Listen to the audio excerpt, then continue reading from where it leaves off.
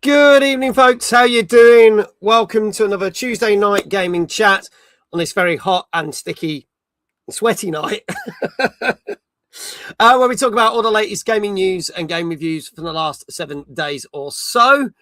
And boy, have we got a show for you tonight. We've got a lot of big name games. Let's say hello to some people who are in chat. Firstly, over on Twitch, first person we had here was Gozzo. Good evening, Gozzo. Good to see you. Swiftly followed by Kindred and Gilfly. Good evening. We have the lovely Chloe. Good evening. And Danka. Hello, sir. Welcome on in. And I'm just seeing anybody else is in. Welcome on in, all of you. We've got loads going on tonight. Lots of big games. And he's back.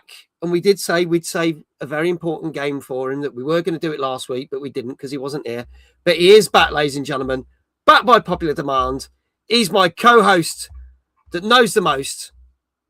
He's the one and only Mr. David Jones. Good evening, mate. How you doing? I'm all right. How are you? Not too bad, thank you. What did you say for me from last week then? Well, Forza Horizon. So we were in two minds about doing Forza Horizon, and I know you wanted to talk about it. Mm-hmm. And we did get a lot of people saying, one, where's Dave? Because you weren't here last week. Because we had, again, Tunesy standing in. Thank you to Tunes for standing in as co-host.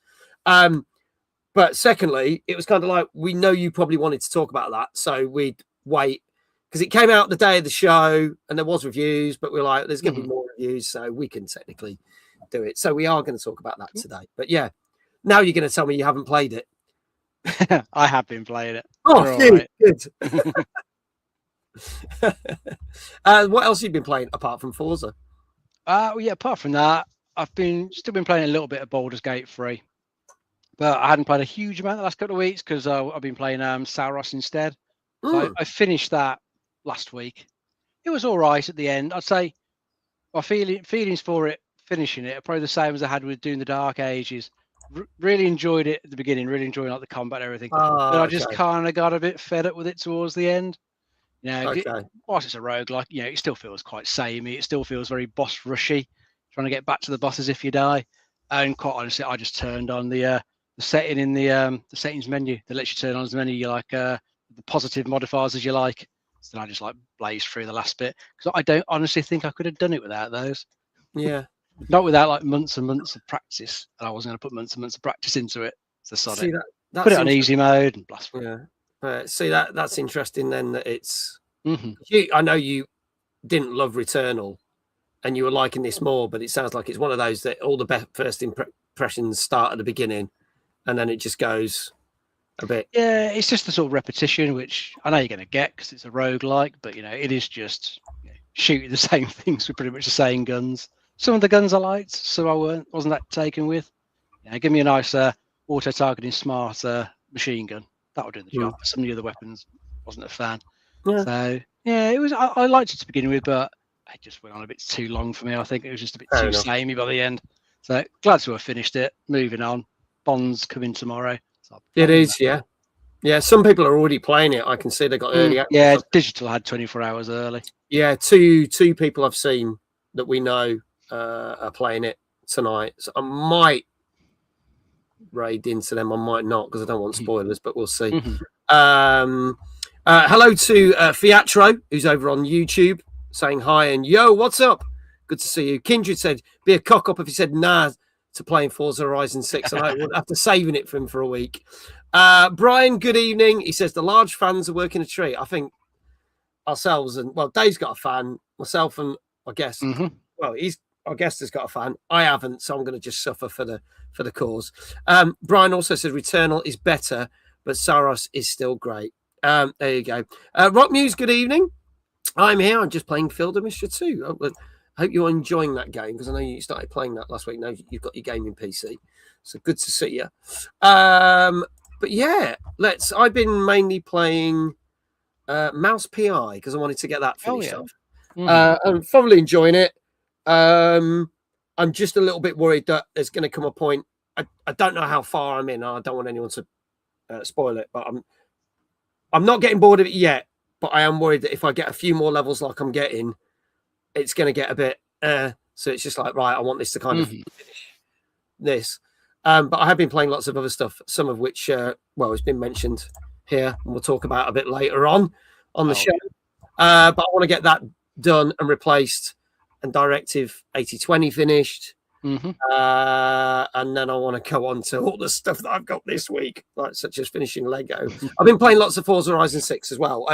That's a nice game that you can just dip in and out. So I have been playing lots of that, which is great because it's just like do a couple of races, come back to it another day, blah blah blah. So I'm liking that as well. Gozzo is waiting for the disc version to come out for the Rayman 30th anniversary. Do we know when that comes out, Gozzo? I'd seen stuff about it, but I don't know when it. I didn't know. If you do know, please let me know. Flame, good evening. Welcome on in. Good to see you as well. So, shall we bring our guest in? We can crack on. Yeah, I think we should, mate. So, this wonderful gentleman I first met at DreamHack at the end of March at the NEC.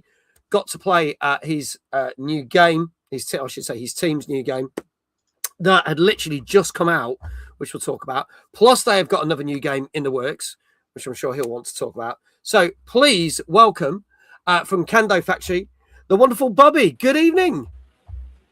Evening, chaps. How you doing? Thanks for having me. No, you're very, very welcome.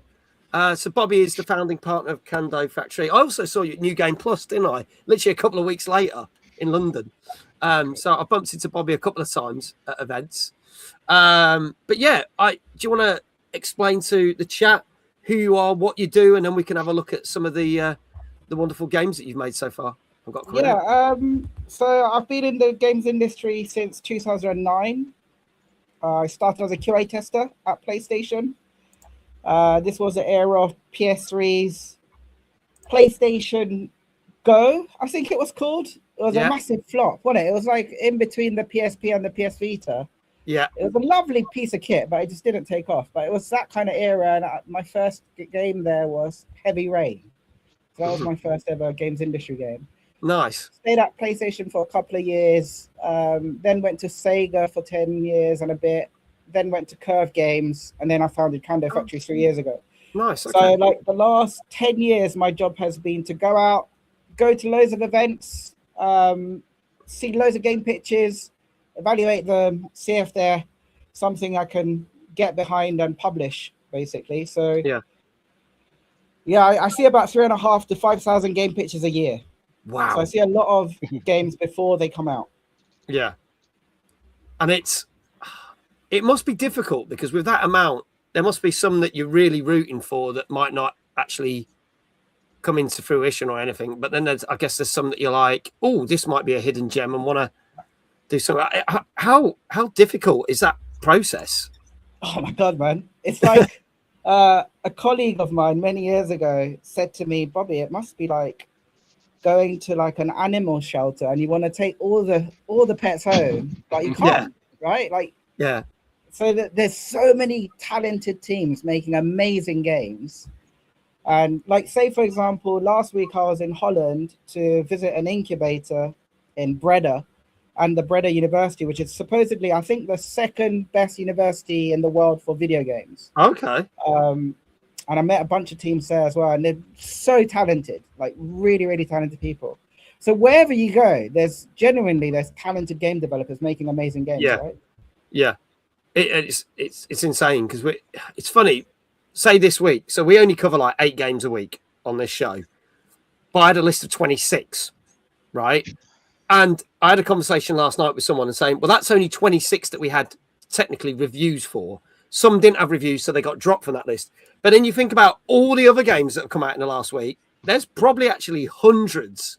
So we could never cover so for the fact that you see thousands and thousands of games and hear like all these pitches it's insane. Like, and that's still like a fraction of what's actually happening as well, right? So I think last year there was 21,500 games released on Steam alone, not counting consoles and mobile, right? So it's like there's so many games. Yeah.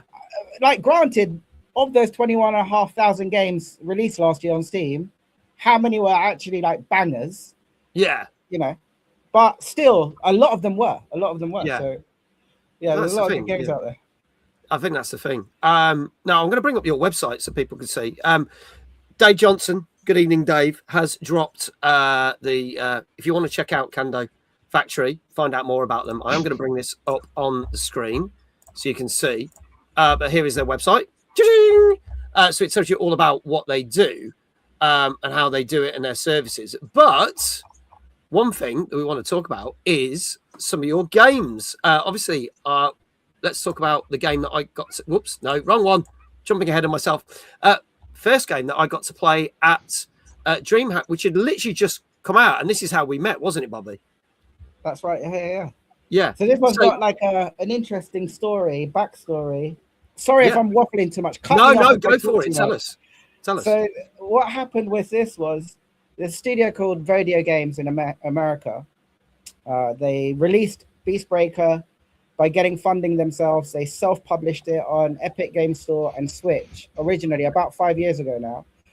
And then when they were working on their sequel, Beastbreaker 2, that's how I came across them. And their pitch landed on my desk and I was like, oh my God, this is amazing. Beastbreaker 2 looks really, really good fun. And I went to bat for it and I spoke to the developer. And when I first spoke to the developer, I realized, oh my God, you're the guy that made this mobile game called Threes many more years ago, which I was playing because I just thought it was a cool game. I just found it on the App Store, played it was brilliant. Threes, highly recommended.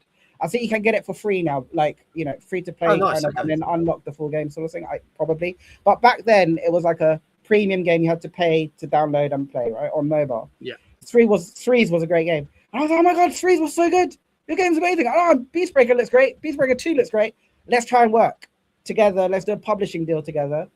Tried to get it approved, couldn't get it greenlit, couldn't convince the rest of the gang, right? So couldn't get it greenlit. Eventually, the studio went out of business.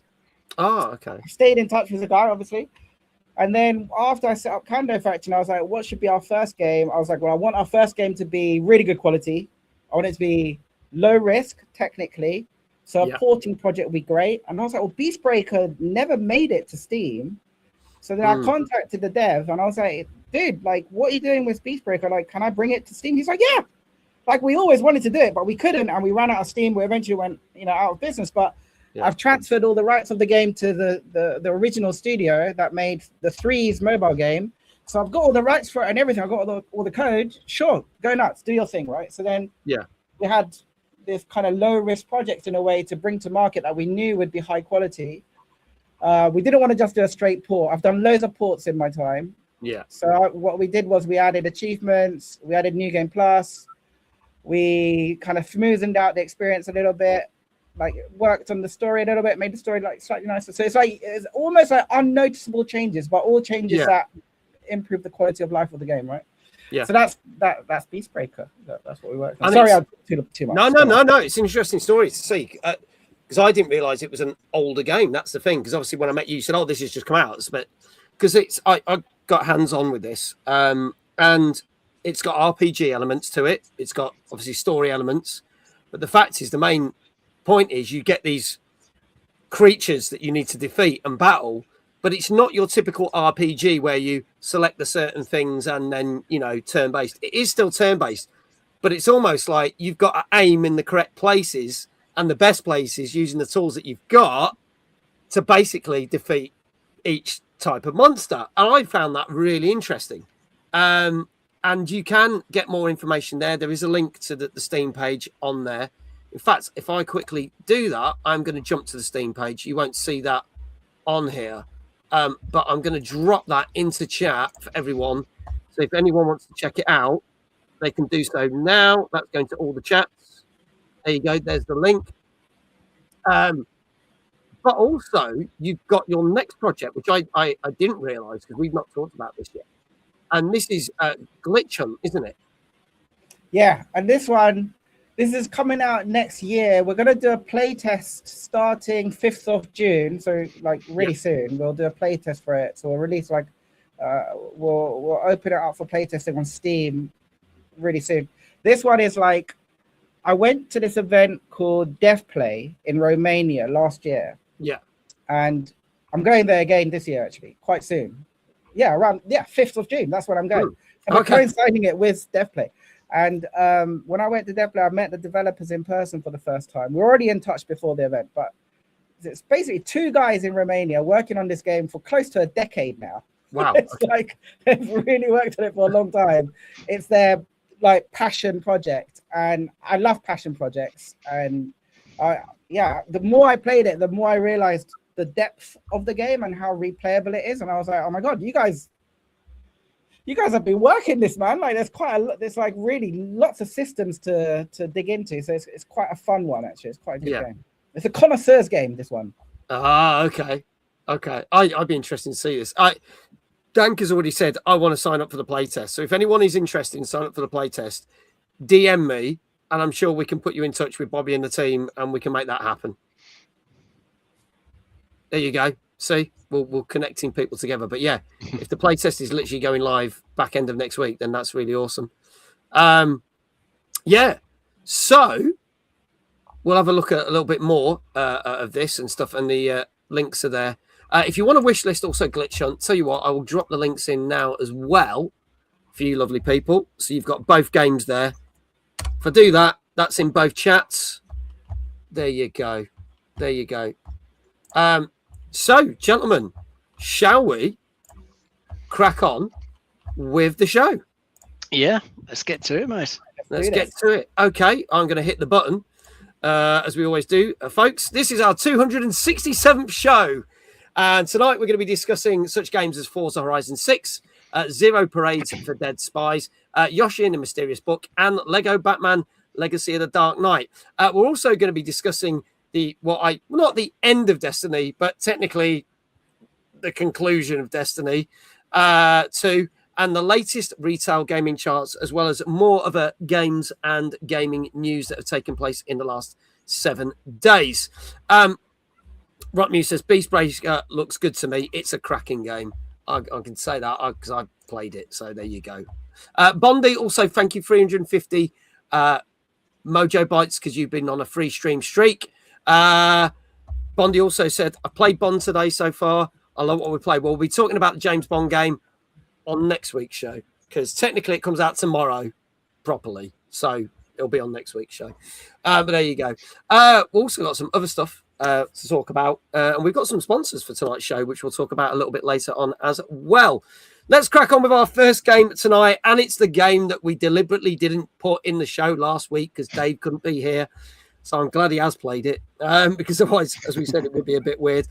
This came out last Tuesday on Xbox Series X and S and PC, and obviously on Xbox Game Pass. And you've probably guessed it. Yes, Chloe, you're right. It's Forza Horizon 6. Let's have a look at the trailer.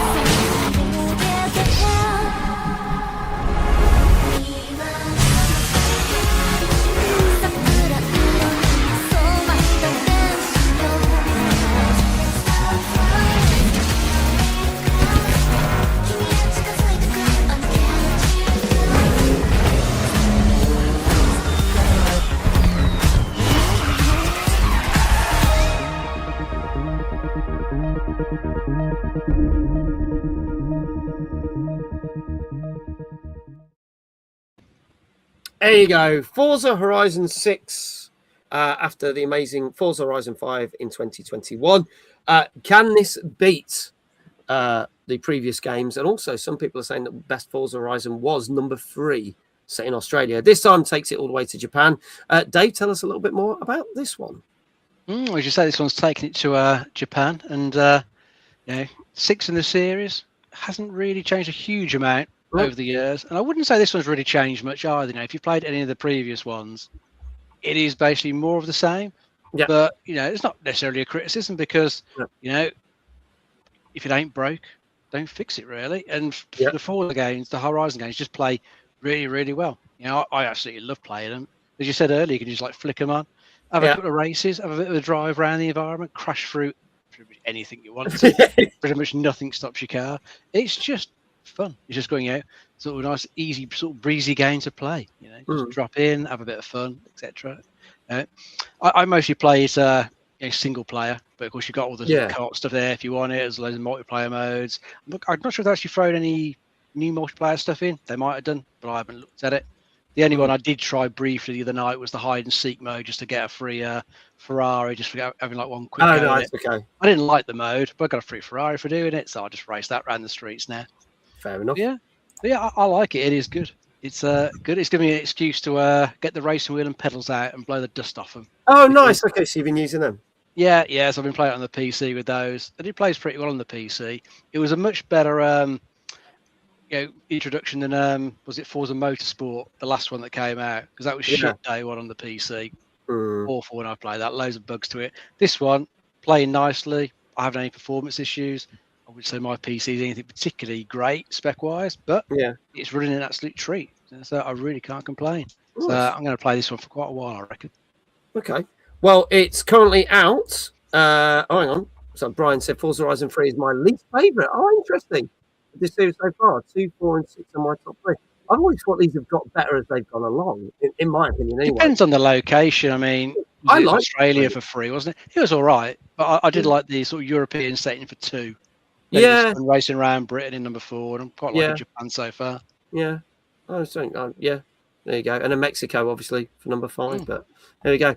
So currently, it's £60 on Steam, £60 on Xbox. You can get it on Game Pass for free, and it is due to come out on PS5, but we don't have a date on that as yet. But Microsoft have committed to releasing that on there.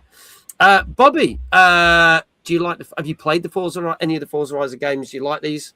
I used to play a lot of Forzas. I haven't played 6 yet. I really should. I mean, there's an RX-7. Yeah. There's a Supra. I love JDM cars. I'm half Japanese.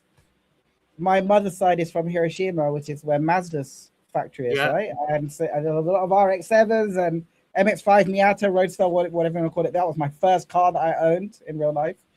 Featured in the trailer. So it's like, oh my God, man. It's like I really should play it. It looks gorgeous. It looks absolutely gorgeous. Yeah. I think it looks fantastic. We played this on Wednesday last week. I think it looks great. The only thing I will say is I think the character models look terrible in it. Oh, I meant to say that. When I was looking at them in the menu, like the static images, a couple of the female ones, like the faces have melted, quite honestly. I don't know what it is. And they never seem that bad. And I've seen comparison videos saying when you compare it to the first 2 Forza Horizons, the character models look better in that than they do in this one. However, the overall game looks amazing. That's only a little gripe, but it's just weird. It feels like they've put loads into the cars and they're not the main and you've got these characters that look like plastic dolls. You see them occasionally, so they probably thought, let's just phone it in for this one. The rest of it looks cracking, but those character models look shit. Yeah, it's a bit weird, but everything else is pretty damn good. Like all the radio stations, the voice acting, everything seems pretty good. So I'm loving it. So for those who may have not seen the show before, we technically don't review the games, but we scour the internet and get a ton of reviews and crush them into an average score. You may agree with it or you may not, but it's just a bit of fun. And if you want to guess the scores in the chat, you can have anything from 0 to 10, and you can have hard numbers. You may get a shout out in the chat. Dave and our guest Bobby tonight also get a chance to do that. And every time Bobby gets it right, we give him a shout out for his company, and we'll drop those links for you guys to wish list or even go and buy the games as well. So we're going to have a look at what scores are being put there. Now, this did feature at the start of the year in our top 50 games to look out for when me and Dave did the 2 specials at the start of the year. This was number 15, and Danker said number 15, and his predicted score back in January was this would get a 9.5 from the critics. We'll have to see if he got it right. Kindred saying a 9. Rock News saying a 9. Brian says, I'm going with Danker. 9.5 on this one. Chloe saying an 8.5, but then changed her mind up to a 9. Gozzo saying a 9. Gilfly saying a 9. Retro Jazar saying an 8. Flame saying a 9. Get your scores in chat, whether you're on YouTube or Twitch. And I'll start with you, Dave. What do you reckon this got? I'm going to try a 9 for this one. Okay, going for a 9. Bobby? So, like, I'm going to divide the room. People are going to probably hate me for saying this, but I've always been more of a Gran Turismo series fan. Oh, that's okay. When it comes to racing games. I've got a signed Gran Turismo thing over there, actually, by the developer guy. But, yeah, I think while I love Japanese cars, I think it's like, it's kind of maybe not everyone's cup of tea. I'm sure a lot of people love it, but not everyone. So I'd maybe go 8. Okay. All right. There you go. Danker says no haters here. Yeah, you're right. If you love Gran Turismo, that's absolutely fine. There you go. Okay. All right. Folks, this is your last chance to get the scores in the chat. This is Forza Horizon 6, which came out Tuesday last week on Xbox and PC, and you can get it on Game Pass. At some point, we'll be coming to PlayStation 5 as well. There you go. Gozzo says Gran Turismo is my favourite series ever. So there you go. You're in good company, Bobby. Good company. If there are no more guesses, I can tell you that this got, on average, 9.5 out of 10. There were a number of reviewers that gave this a 10 out of 10, but there were some that were slightly lower. So Danker, you did this prediction back in January, and you got it exactly right. I know that doesn't always pan out for you, but well done, Danker. Well done. Sophie, good evening. Thank you for doing the shout out. So I appreciate it. Brian as well. Brian was like, I think I'll go with Danker's score. He was right to do so. So well done. The two of you got that right. So we're giving you the shout outs. Good score for that game. Can't argue with that. I agree. I think it's good.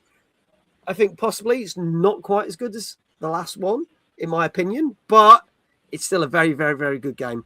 I've been here ages ago saying I'm not staying long. I know, but I didn't want to shout you out. So, but now you're here, I'm shouting you out. So there you go. Why does Dave get a shout out? Did Dave get it right? Bribery? Yeah, why did Dave get a shout out? Oh, she did the wrong thing. I didn't mean to shout out. I was like, bloody hell. I was going to say, there you go. Only my 5th correct so far from the grid this year. Oh, my. It's better than Horizon 5. The map is far superior. I can't comment on that yet because I've only done so much of it. I'll let you know further down the road. But I am enjoying it. But 5, as I said, was my number 1 game of 2021. So there you go. There you go. Win-win. Fixed. Says it's not fixed. So there you go. And Rock Music's cat just jumped on her keyboard. Sorry, Mag, I didn't mean to shout out Dave out. It's all right. We'll let him off. He gets 1, I guess. But there you go. Let's move on to another game. Now, this game was announced a couple of years ago and seemed to have a bit of a vibe about it. But then I'll be honest, not much has been said about it with the lead up to it coming out. It's kind of gone a bit quiet. So I was quite surprised that this has just come out. This came out on Wednesday on PC, and this is Thick as Thieves. Let's have a look at this. Kilcairn, a city of magic and industry. It was built on secrets and filled with the spoils of empire.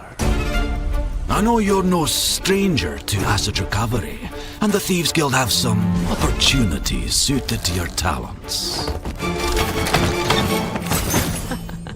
The Constables Guild Hall has a number of items they've confiscated. Naturally, we intend to liberate them. Elway Manor contains things that family shouldn't have taken in the first place. Relics, artifacts, secrets. We'll take the law. Getting past security won't be easy. You can stay in the shadows. Make a little noise. use a wee bit of magic. You can even bring a friend if you enjoy shared liability. So tell me, are you just another cut purse? Or the thief they'll never catch?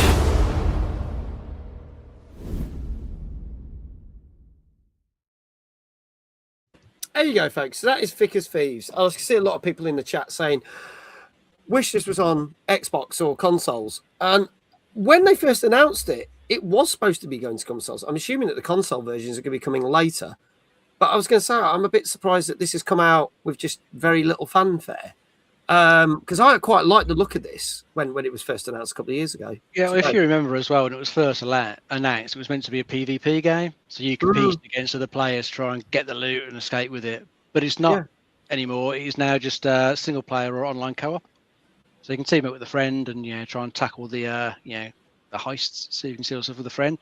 I mean, it is a budget price, which is probably good because it is only, I think, a couple of levels. Couple of big levels with like multiple objectives in. And like the Steam page describes it as an introduction to Thick as Thieves. So I wonder if the studio kind of got to the point where they just needed to put something out, so get some revenue coming in, and maybe if it does well, they'll do some more of it, further down the line. But what you've got there for £5 to say is a fairly sort of basic sort of stealth game. I think there's quite a few ways to try and get into places, lots of tools to use. I did see some reviews commenting that some of the tools feel like there's not really much use to them in the game in its current guise. They would have worked in a PvP game. Yeah. It's just you versus the environment. They're pretty useless. So it's probably, as I say, it's probably a good job it is a £5 because you won't feel that you've been ripped off if you do buy it, and it's not quite what you're expecting. But I think if you want a little basic heist game with some cool maps to explore, cool stuff to steal, and you fancy playing it with a friend, you could both get it for a £5 and probably get a good few hours of fun out of it, which is the main thing. Because I think it still looks like it'd be a fun game to play. It's just not really what we were originally expecting, and it's probably not quite as fully featured as we'd perhaps like. So maybe they just had to put something out. It's kind of the feeling I get. Yeah, I do wonder. I mean, £5 is good. That's a bargain, not going to lie. But the game is planned for PlayStation 5 and Xbox Series X as well. There's no word on when to expect these versions. Danker says apparently they came across coding issues that doesn't want to translate to consoles, so they're working on it. So hence the delay. iQuail, good evening. Evening, everyone. Sat at the gate waiting for our plane. Thought I'd jump in while the kids are in the play area and the wife is in the shop to say hi and keep my streak going. 111 now. He says, not seen any trailers, so put me down for 7s all round.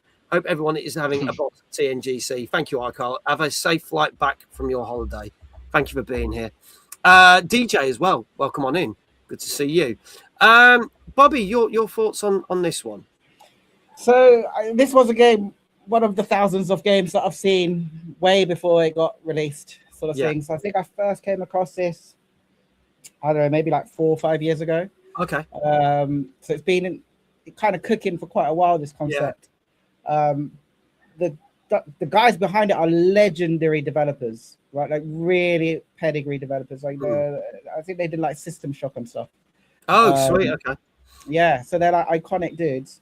I think the game is meant to be played as a PvE co-op heist game. I think that's the kind of high concept of it. The art style is really cool. I like it. But then you look at like what that team's actually put out or haven't put out, and it's like there's question marks, right, about like their capability today in I don't know, I don't want to be rude to iconic amazing developers of old, but maybe it's not quite hitting the notes like the way it's come out. Surely it shouldn't have happened like this. It should come out with fanfare. This is the kind of game that would have been showcased like world premiere E3. It would have been one of them back in the day, right, when it came out. Whereas here it's kind of come out of nowhere. And like maybe, I don't know, maybe they want player feedback and sentiment and help kind of maybe drive the direction of the game that way. I don't know. Or maybe they are rushing it out because they're like, we need revenue, like you say, Dave. I don't know. I don't know the context of it. I haven't spoken to the guys for quite a while. So Kindred says, beyond the obvious that was initially announced as a PvP-focused game with more flair, before being unceremoniously canned, what remains is a bare-bones stealth experience. He says, was it the show? It was before that, Kindred. So we've seen this for a while. Like, we first saw this announced, like, probably at Summer Games Fest 2 years ago. And then we had a bit of an update. But even with the update, they were still pushing the PvP thing. So it does make one, like Bobby says, like one, and Dave says, one, they've got to push it out to get something out. But two, maybe they're like, this isn't really the thing we were advertising 6, 12, 18 months ago. So we're just going to get this out. And then maybe they will add stuff to it. We don't know. But it just seems a bit odd the way it's gone. So there you go. Big Fuzzy Yak, good evening. He's like, oh my God, besties. How you doing, Big Fuzzy Yak? Great to see you. So let's see about scores. Let's see what chat's saying, what people reckon how this got reviewed. Danka saying a 6.5. Gozzo saying a 6.5. We know iQuail is saying a 7. Rockmuse saying a 6. Chloe saying a 5.5. Brian saying a 6.5. Brian said, seen a couple of good reviews saying it's worth a $5. I see a $5 is decent, it's a cheap game. Big Fuzzy Panda, good evening. How you doing, buddy? 7 out of 10. 7.5 because I don't know what this is. We are talking about Thick as Thieves, which came out last Wednesday. 6.5 from Kindred. 6 from Flame. 6 from Retro Shazar. Bobby, I'll start with you. What do you reckon this reviewed score-wise? I don't know. I'm going to go middle of the road and call it 7. Okay. All right. We always call that the safe 7 because when you're not sure, there's a good chance you might get it right. So it's all good. Dave, what say you? I was thinking the safe 7 as well. Safe 7 as well. Okay, folks, this is your last chance. This is Thick as Thieves, which came out on Wednesday on PC. Hopefully it will come out to other platforms soon. If there are no more scores in the chat. Oh, I was really bad when I tried that game, but it made me laugh so hard. See, Big Fuzzy Yak's got to demo it, you see, so that's cool. I can tell you that this, Rock Muse says a safe 6. This got, on average, 6.5. So it's good. It's just not great. Mm-hmm. And I do wonder whether some of the backlash has come from, this ain't the game they said it was going to be. I do wonder if the critics have been harsh on it and that and not taking on the merits of that. Or the fact that, okay, yeah, it's great. It's a $5, but it's a very short game. So therefore... So we'll see. 6.5 is still good, though. It's certainly not a bad game. So if you're going to pick it up for $5, give it a try. Let us know what you think. But there you go. Let's see who got this right. Danka and Gozzo got this right. So Danka is now 2 for 2. Brian is also 2 for 2. Well done. He got it right as well. And Kindred is off the scoreboard. We're getting his first one right, as well as Gozzo. So well done. I think you all got it right. So there are the shout outs going out for that. Let's crack on with some gaming news. And this is quite an interesting one because we've been talking about what's been going on with Xbox. Because obviously going back a few months ago, everyone was like, oh, dear God, what are Xbox doing? And then Phil Spencer said, ta-ra, I'm off. Asher Sharma comes in, and things seem to be going quite well for Asher Sharma and the team with Xbox, and we're expecting to see lots of stuff announced. Ems, good evening. Great to see you. Seems to be some stuff for Summer Games Fest when they do their showcase. We know we're going to see more of the new Gears E-Day game, but it'd be interesting to see what they put out and what Asher has to say. But one of the new things that they've been trying out is a forum for Xbox fans to state what they want from Xbox. Okay? And the most listed thing that got 6,000 votes was regarding Xbox exclusives. And what Asher Sharma and the team have said is they will look at all this stuff, and the things that get the most votes, they will seriously take this into consideration. Now, obviously, Asher has done a number of things. They've ditched the This Is the Xbox thing campaign that nobody liked and it made no sense. And lots of other stuff that they've backtracked on, which Phil Spencer had done. They've sorted that out. And obviously, we've also talked about the fact that Xbox Game Pass subscription prices have dropped as well. So she's brought that in. But basically, what she stated is this is a really interesting fact, that the fact that the community want more console sort of exclusives for Xbox, because the fans are feeling that it devalues Xbox. What's the point of an Xbox if you haven't got console exclusives? Now, she admitted that it's actually, since they went across multi-platforms, it has done Xbox some wonders, because Xbox has always been third in the race of consoles, and they've switched to, and PlayStation 5 up in front. Forza Horizon 5 was a huge success and one of the best-selling games on PlayStation 5 last year, as we know. And some other games that also have come out recently. Obviously, on Switch 2, we had Indiana Jones and The Great Circle that is selling very well on Switch 2. And sales went very well. But also, they have confirmed that there are certain games that they've already announced that they have to stick with that. So Forza Horizon 6 will be coming to PlayStation 5 at some point. Halo Campaign Evolved, they've stated, will be coming to PlayStation on day of release. They've also stated the new Fable will be coming on day of release as well to PlayStation. But it does mean that anything else after that, they can recheck their strategy and maybe keep it to that. Big Fuzzy Yak says, get a PC. You can do all your homework on it too. Oh, yes, getting a PC for homework. We've been saying that since the 80s. Trust me. Haven't PlayStation announced PS-only exclusive coming back? Yes. And I think this is why, because of the fact that you could get the new Xbox machine that would play PC games as well, it meant that certain Sony games would be available to Xbox console users, which they weren't happy about. So if they're going to backtrack, why not Xbox backtrack? But the only thing I would say is they need some decent exclusives. So my question to chat, Dave and Bobby, and I'll start with Dave, is, seeing it was the most voted thing by Xbox fans, do you think they should go down the exclusivity route? And if so, why? I think you generally need the exclusives as a reason to, tempt people to buy your hardware. Because if you haven't got anything like that, then why would I bother? If all your games are going to come out on PlayStation have got all their own exclusives, I'll just buy PlayStation hardware then. Absolutely no need to have the Xbox. It's the same problem with them releasing on PC day and date. Again, I don't really need the Xbox. I can just play them on PC. Yeah. I mean, my Xbox doesn't really get a huge amount of use at the moment. Been playing Forza on PC. Yeah. So, I mean, even if they came out with the best bit of hardware, the next generation, I mean, regardless of what the price ends up being, even if they bring out a really good bit of hardware, if there's no real games there to tempt people onto it, then it probably won't really do that well, I wouldn't have thought. So, yeah, I mean, that is the main reason for exclusives. And, it was like Sony going back to it with their single-player games. The multiplayer stuff is still going to be, across everything, because you need the communities for that. But all their big single-player narrative-driven games are going to be exclusive to tempt you to go to that platform. The next Spider-Man, PlayStation only.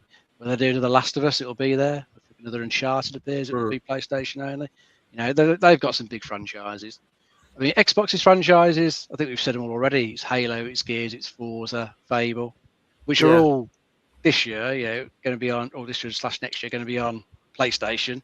So they're going to draw a line after that maybe and say all the newer ones afterwards, just on Xbox only.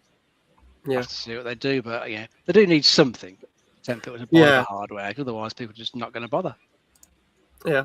Let's just see. Brian just said Clockwork Revolution, which I'm looking forward to, not gonna lie. State of Decay 3, Gears E-Day, Blade, and Elder Scrolls would be a great lineup. Potentially, yes. A console is convenient, but you always want a console to have good exclusive. It's healthy competition. Bobby, your thoughts on this? It's a complicated thing, isn't it? Like, as a gamer, just putting consoles, platforms aside, as a gamer, you're probably kind of in an ideal world, you want to just buy a game once and be able to play it anywhere. That would be the most convenient thing as a gamer, right? But then,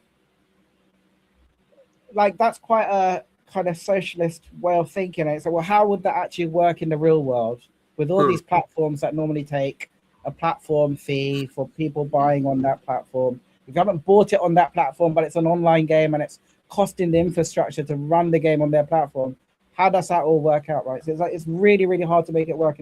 in the real world. Yeah. If you're like making hardware, whether it be Nintendo, PlayStation, or Xbox, or whoever else, right, that's trying to enter the hardware space, you're kind of thinking, well, I have to monetize this and make sure there's a reason for people to own this device. So you have to have the exclusives. Like when I was working at Sega, this is after Sega being a platform holder, where we were the publisher of game and developing games, right? Yeah. There was an era where we used to do like DLC that was specifically tied to a platform. Right. Okay. Maybe some interesting cross IP stuff with that platform, or maybe it's only within the game IP, but this content is only available if you buy it on PlayStation, or only available if you buy it on here. Yeah. And after a while, we were like, this doesn't really serve anyone. This isn't really good for gamers, right? Like, as a gamer, you want all of the content, and then you have like the full experience. So we were like, we should make sure there's parity across all the platforms from our perspective. But anyway, to go back to the point, sorry, I'm completely going off on one, isn't it? No, you're cool. No, you make a good point. Yeah.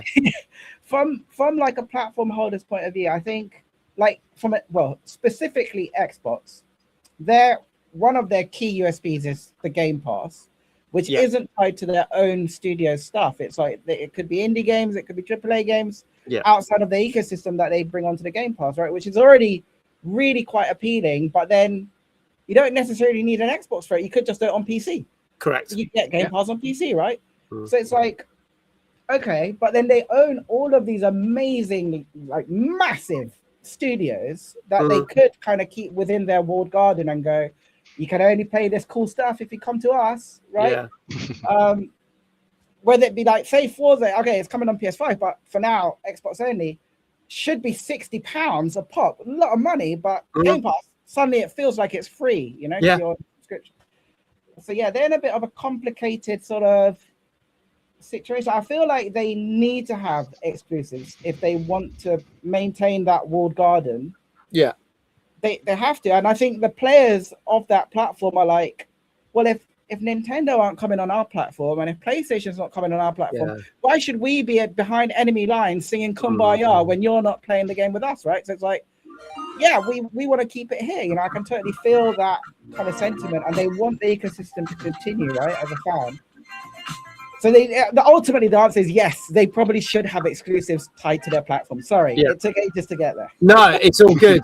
It's good. Your time is perfect because we just got a raid in as well. So, Lulu, thank you for the raids. Hope you're well. Lulu was playing Subnautica 2. Thank you so much. For those who've just tuned in, hi, I'm Mag. This is Dave. This is our guest this week, wonderful Bobby. We've just been talking about the fact that Asher Sharma might be changing everything for Xbox and why maybe Xbox should be exclusives. Now, I do want to bring something back before we move on. Thank you, Lulu. You may remember going back a couple of months ago, I showed a video from a comedian and voiceover actor called Ron Funches, who I absolutely adore. I'm going to play you a video that we played a couple of months back, but he's done another one. But I'm going to play to give you a reminder of the first one because I think this is very apt for what we've been talking about. So let me just get this up on screen, and I hope let's do this one. I'll bring this one back up. And you may remember this was Ron Funches as the new CEO of Xbox. Let's have a look at this. Hopefully you can hear this if I've done. In fact, actually, let me check. Yes, we've got the audio. So let me check this. Here we go. Oh, no, we've got no audio. 1 second. Sorry, folks. Hang on. We'll get there. That'll help. Let's do that again. Hi, I'm Ron Funches, the new president of Microsoft's Xbox division. Quite frankly, we're not doing well. People aren't buying our games. We bought all these studios, and they frankly just making games that suck. Redfall, what the fuck was that? And then now, because of the tariffs, we made a 5-year-old system cost $100 more, and we started putting all our games on PlayStation. Remember the good things we used to do? Remember God of War? Well, that wasn't us, but that's a good game. Remember Gears of War? We're putting it out again. Please just buy Xbox games. They're going to turn me into AI. Please buy Xbox. There you go. So, obviously, that's the one. Dave's saying no visuals. Are people not seeing that? Because it is on the screen. I can see that from my point of view. Yeah. Bobby, you can see that? Yep. Everyone else can see it. I think it's just Dave. Dave, Mr. He must have his Johnston. eyes closed. Yeah, I can see the video. So that was Ron's take on the Xbox news. Well, Ron is back. Ron is back with his take on PlayStation. And I'm gonna bring this in. I'll probably have to because I thought this was even better. This literally came out this week. So let me share this. I might have to restart it. So here we go. Yeah. Let me just refresh that, and here we go. Money. Yeah. I'm Ron Funny, president of PlayStation. Unfortunately, we're not doing so well. Apparently, our strategy of locating talented, hardworking teams, buying them, forcing them to do projects that they don't even like, and then firing them when they don't reach our lofty expectations, it isn't working. So we're gonna have to raise the prices. PlayStation 5 went from $500 to $700. That's not bad. Fuck you. If you didn't buy PlayStation 5 at launch, this is on you. If you don't buy a PlayStation now, you're gonna end up paying $2 million and you're gonna have to live inside of it. Which is why we've made it look like a very weird building. You know you need one. Grand Theft Auto 6 is coming, baby, and you can't play it anywhere else. Oh, you gonna buy an Xbox? Come on now. Hide the money, y'all. There's poor people on the loose. Money. Yeah. There you go. So that's Ron's take of what PlayStation are doing right now. I do like his stuff. And I have to say, it's very topical because we were talking about the fact that PlayStation were having to put all their prices up again. So there you go. Whichever way you look at it, we're all paying more money for stuff. So there you go. Let's do it. Let's carry on with some more games. This came out on Wednesday on PC. And this is Phonoopolis. Let's have a look at this one. And this one, I think, is very intriguing.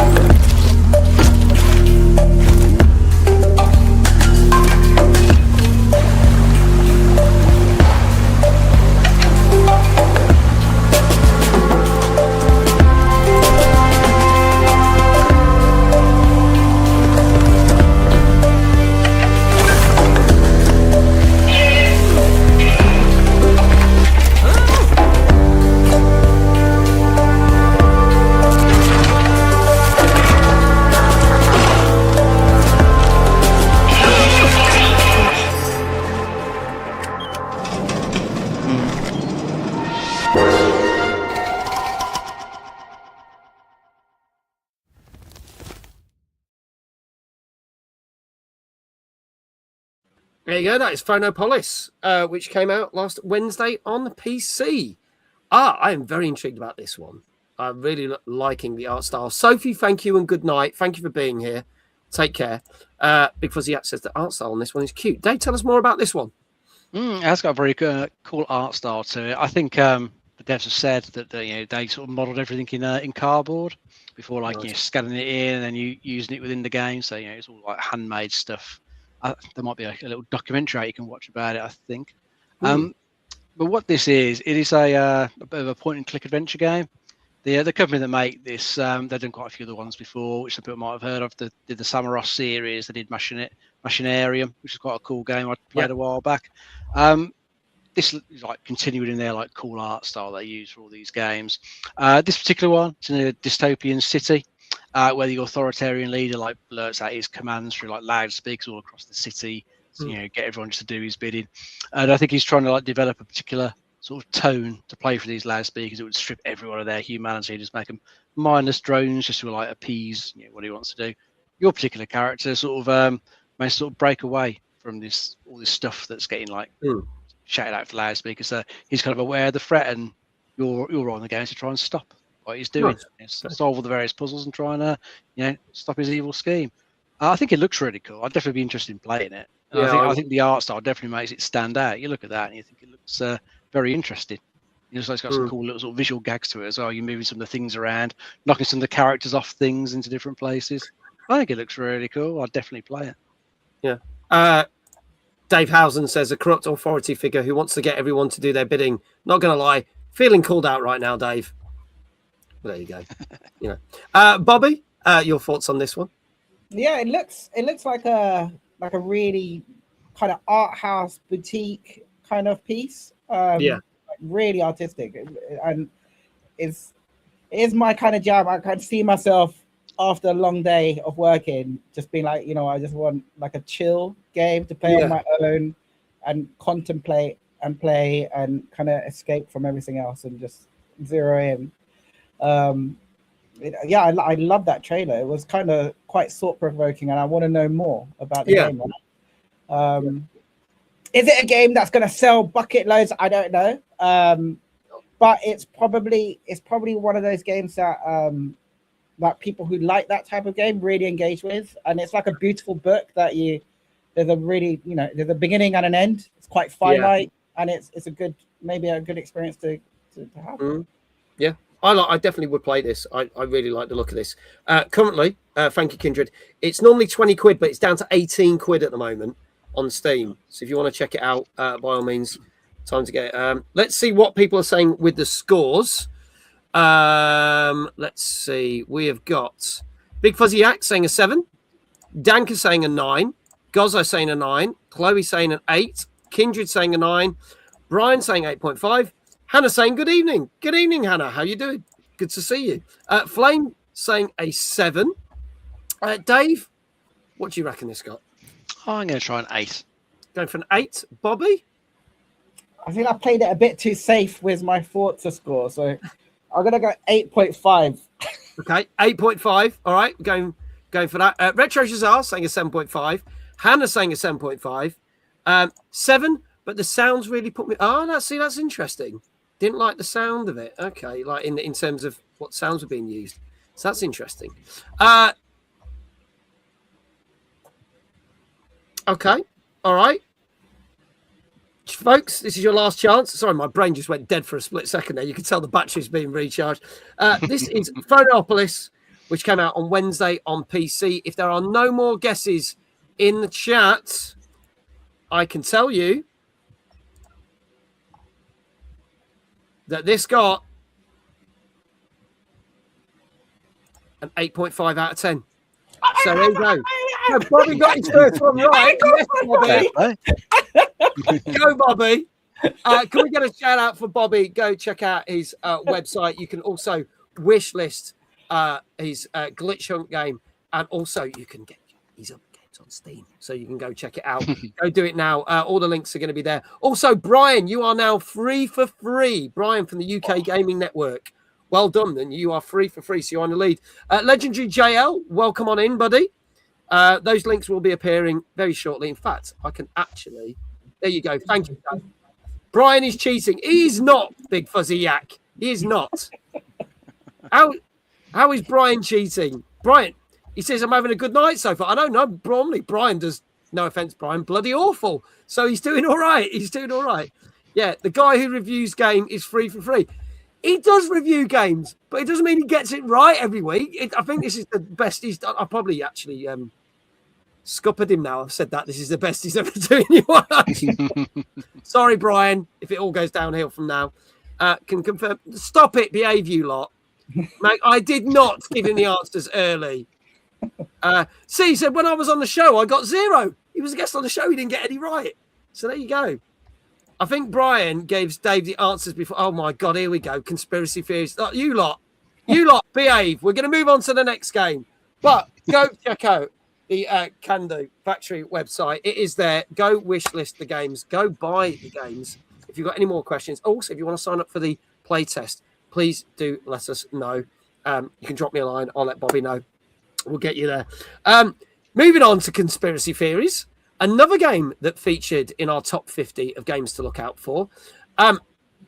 Here comes Zero Parades for Dead Spies. This came out on Thursday on the PC. Let's have a look at the trailer for this.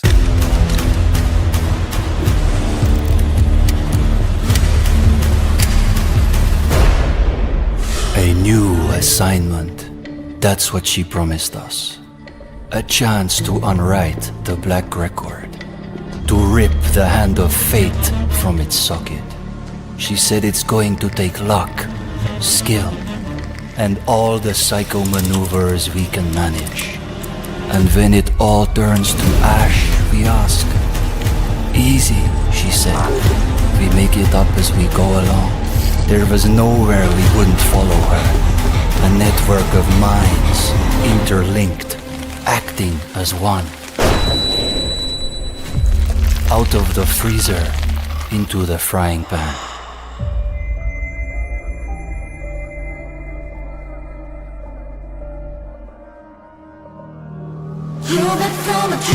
Zero Parades for Dead Spies is an espionage RPG brought to you by Zaum Studio, award-winning makers of Disco Elysium, available now on PC.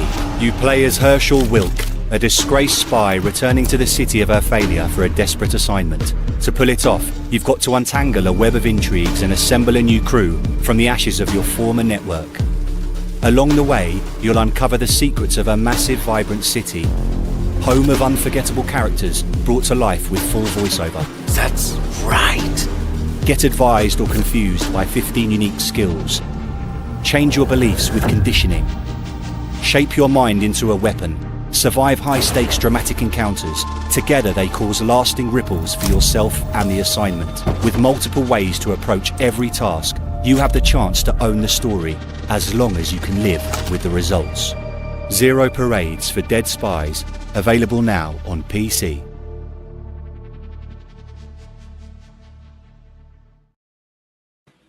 There you go, folks. That is Zero Parades for Dead Spies.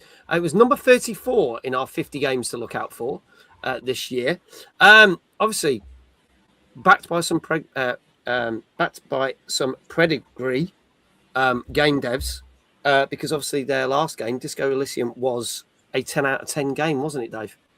Yeah. The last game did very, very well.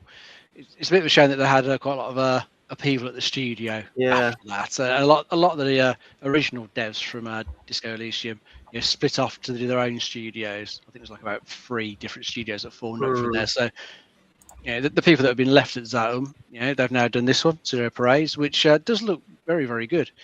Looks and feels very similar. It's got a cool art style with that same sort of isometric sort of viewpoint to it, and similar in the way you've got all these big branching dialogue trees and different faculties of your character will sort of speak at different times, like give you like hints and stuff like that.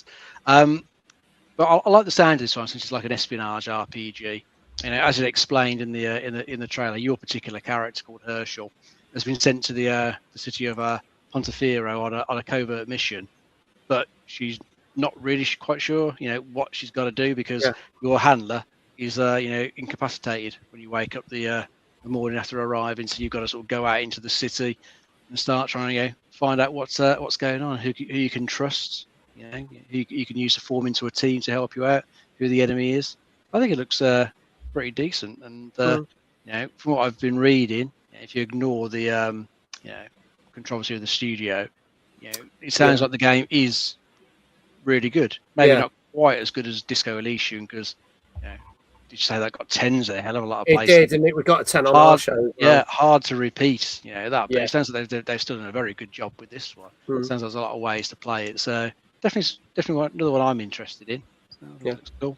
Okay. Well, it is. I'll bring this up. I'll just flag this up. It is currently £35.75 on Steam. It is hopefully going to be coming to PlayStation at some point, but no confirmation on an Xbox release. So that's where we're at there. Thank you, Kindred, for that. Blue Lou, welcome on in. Great to see you. 10 out of 10 says Big Fuzzy. Are we making up numbers now? No, their game before this did get 10 out of 10, and it got a 10 on average on this show. We have had 10s on the show. We've only had about 3 or 4 over the last 5 years, but it does happen. Bobby? So, I don't know how the original studio's name was pronounced. Is it Zaum? Is that how it was pronounced, the Disco Elysium devs? That's the way I've said it. Yeah. The guy, I'll go with Zaum.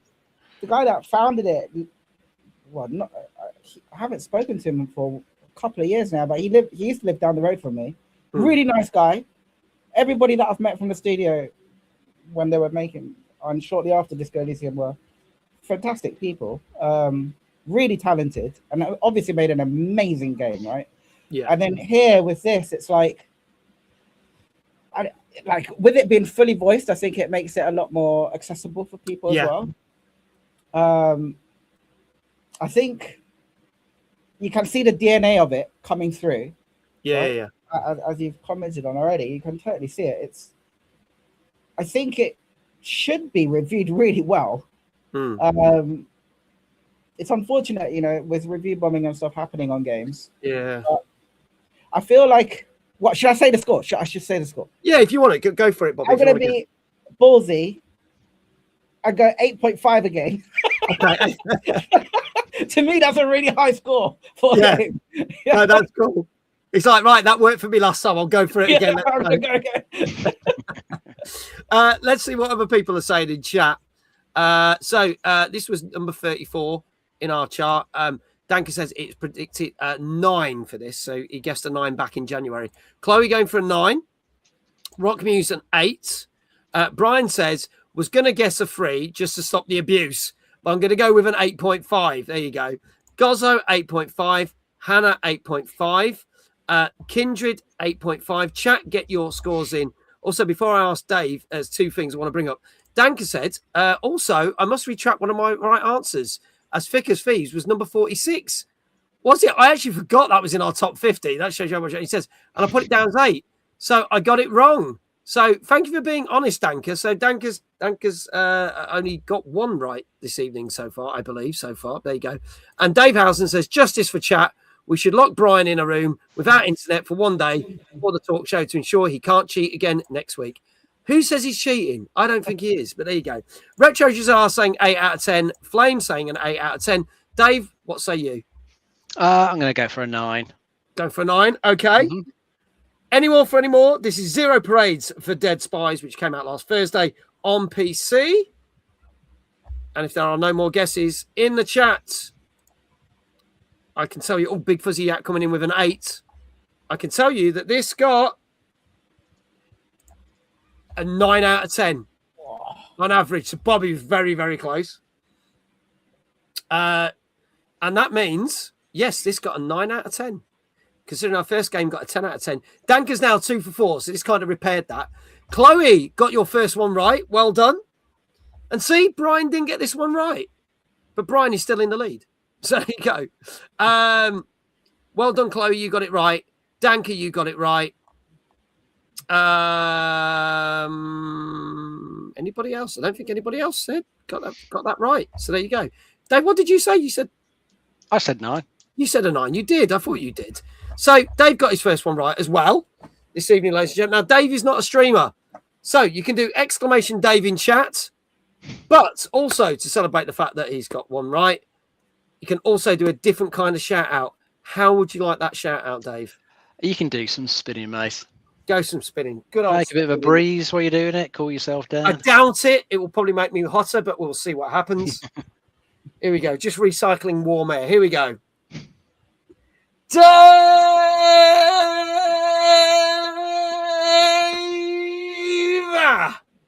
Very nice. There you go. Congratulations, Dave. Thank you. Dave Housen says, I'm just going to call him Dave Johnson. I hate calling him Dave Housen.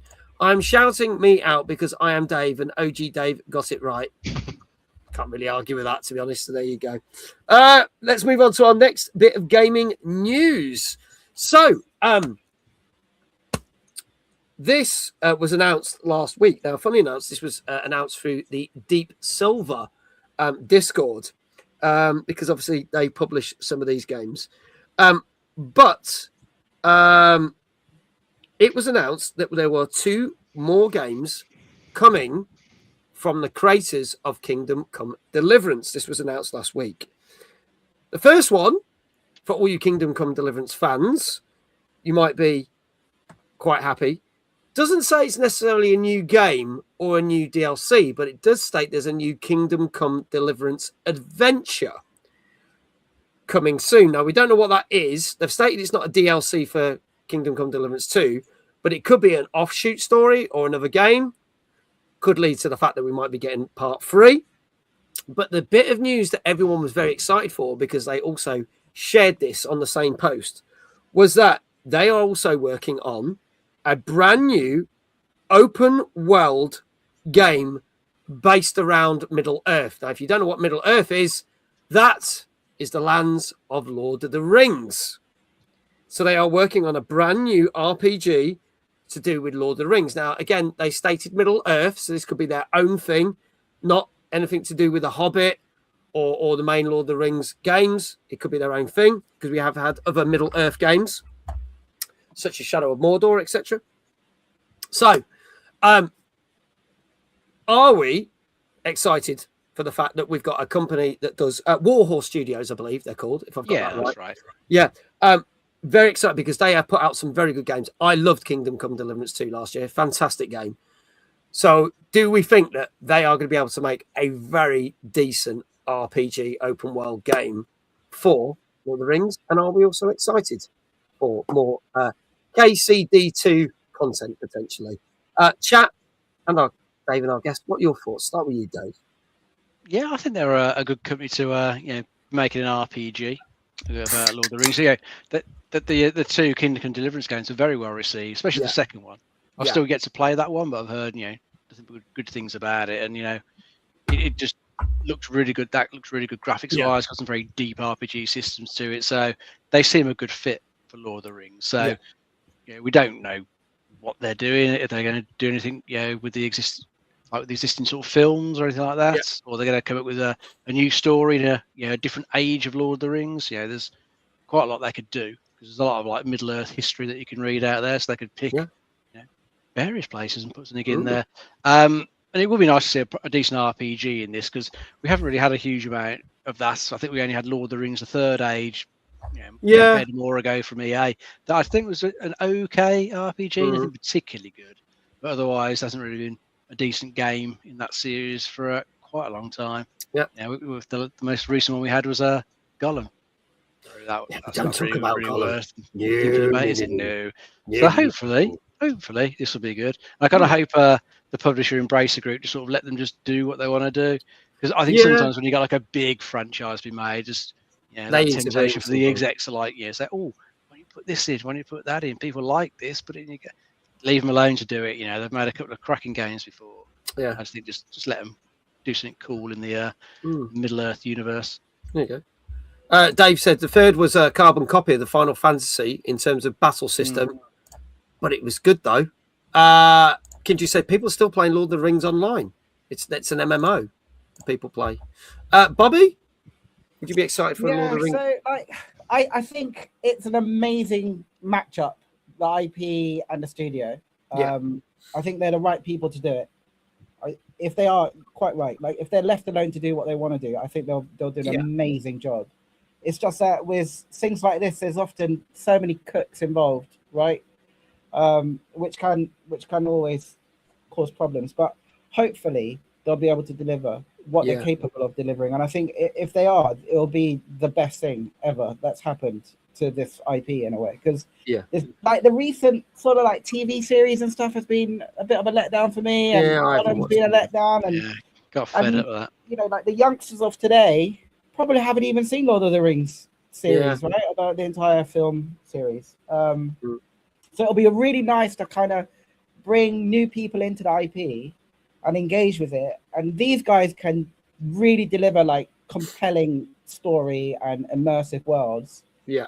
So I don't know, maybe I'll be fucking learning Elvish and I don't know, doing really cool shit. And I think the technical challenge for them is probably going to be like beasts that are flying, massive beasts and magic, which all should be doable, right? It should be doable for them. I'm not saying it's not a challenge; it's a massive challenge, but I feel like they're capable of delivering on it, and you'll be able to live this fantasy and carve your own path. And I'm really excited for it. I think it'll be great.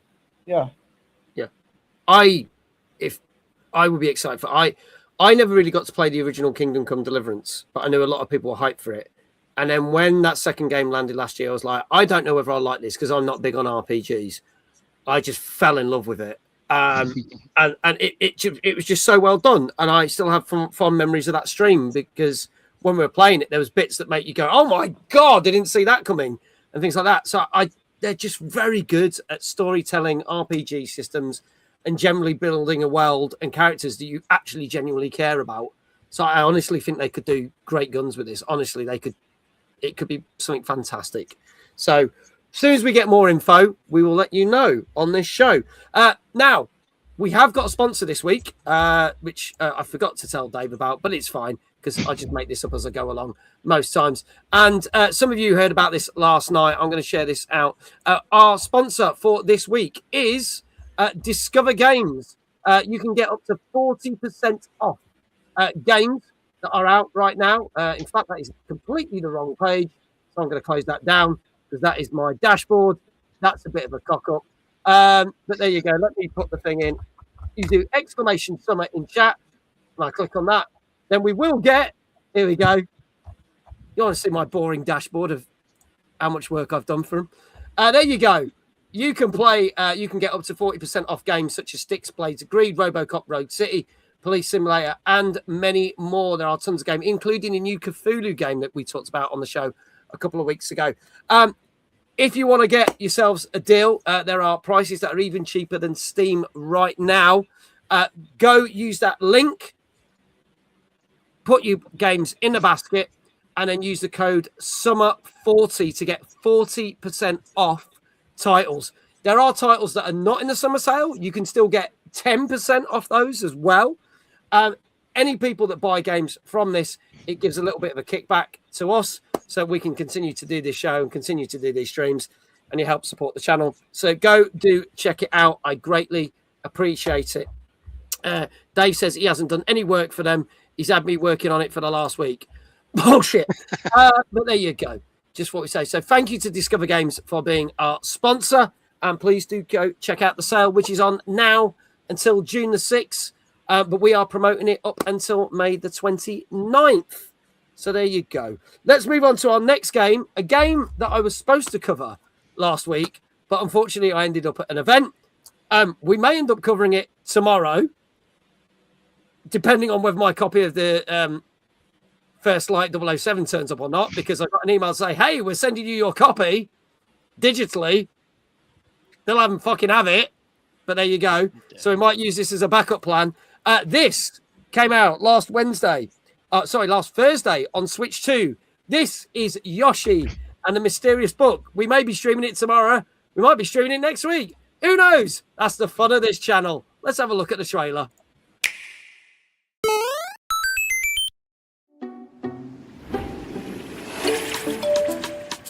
A book named Mr. E fell from the sky. He's lost his memories, but how and why? The friendly Yoshi lends a helping hand to explore chapters with colorful lands. The creatures here are so incredible, though some of them aren't quite edible. They can help you discover so many things. What other surprises do these creatures bring? This book is brimming with magical spaces. You'll visit all sorts of interesting places. Search high and low as you venture through, and maybe discover what else you can do.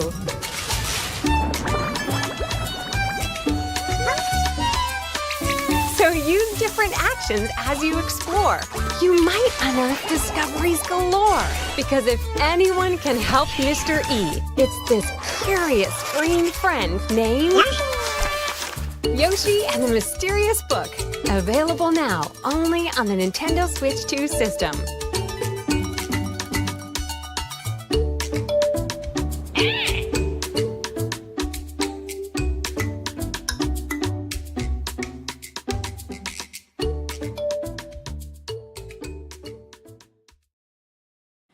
I like this comment. Chloe said, I feel like this advert is for Dora the Explorer is about to jump out. Who are they advertising to this? 4-year-olds?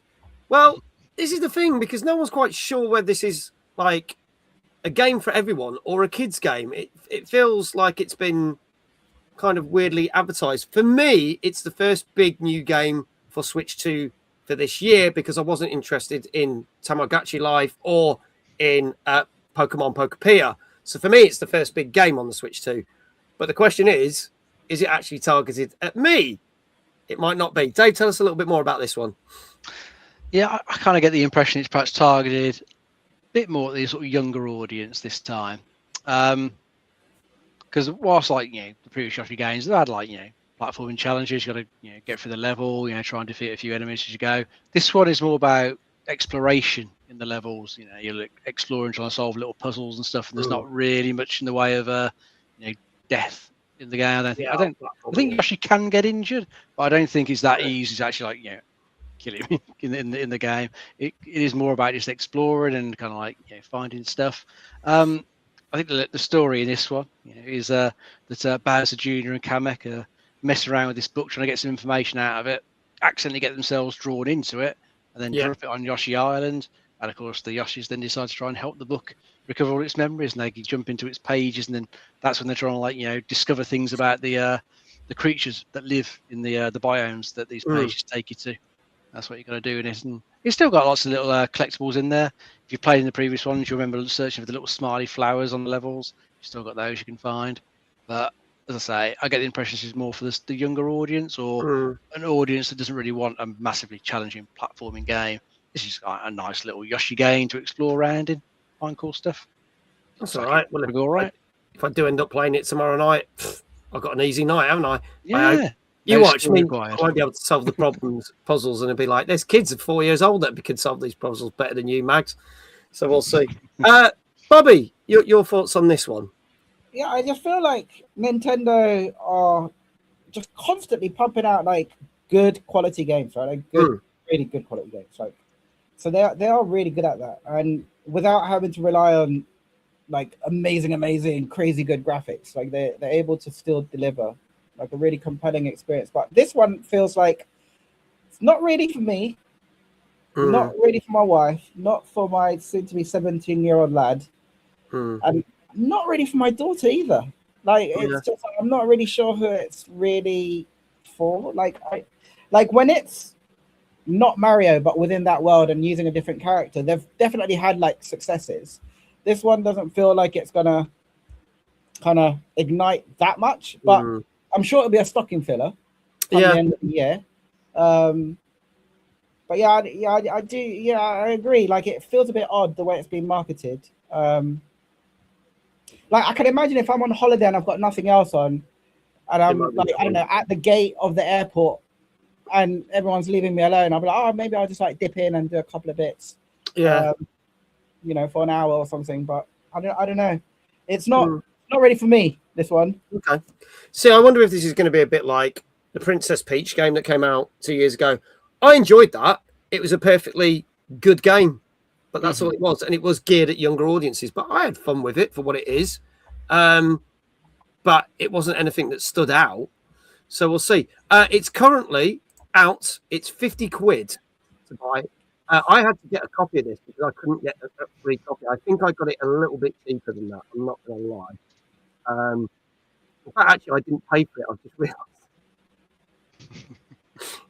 because I used my 50 quid Amazon voucher from the Tetris competition last week to buy it. Nice. So there you go. Thank you, Twitch, for paying for my copy of my Nintendo games. Brian said earlier his copy to review never turned up. He says £41 for a Digicop was what you paid. That's not bad. It's still going to be better than Mind's Eye. I mean, anything's going to be better than that. Nintendo Nottingham event is next month. They've got the new Yoshi game, and they will have the new Star Fox as well. Where's that at, Gozzo? Where's that event? I just don't know whether this will be a game lots of people want to play. I'll be honest about the Yoshi thing, but we'll give it a go. Danka's saying an 8. Chloe's saying a safe 7. Gozzo saying an 8. Kindred saying an 8. Brian saying an 8. Rocky is saying a 7. Hannah says, I love Yoshi. I'm going for an 8. Chloe says, I'm going to change my score to a 6.5 because the advert's not really selling this to me. Flame saying 8.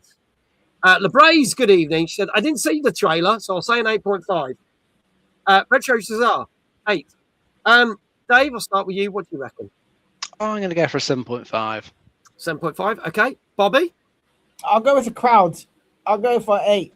Okay, going for an 8. All right. Folks, this is Yoshi and the Mysterious Book, which came out last Thursday on Switch 2. There are no more scores in the chat. I can tell you that this only one person got this right. And that person is on the screen next to me because this got a 7.5 out of 10.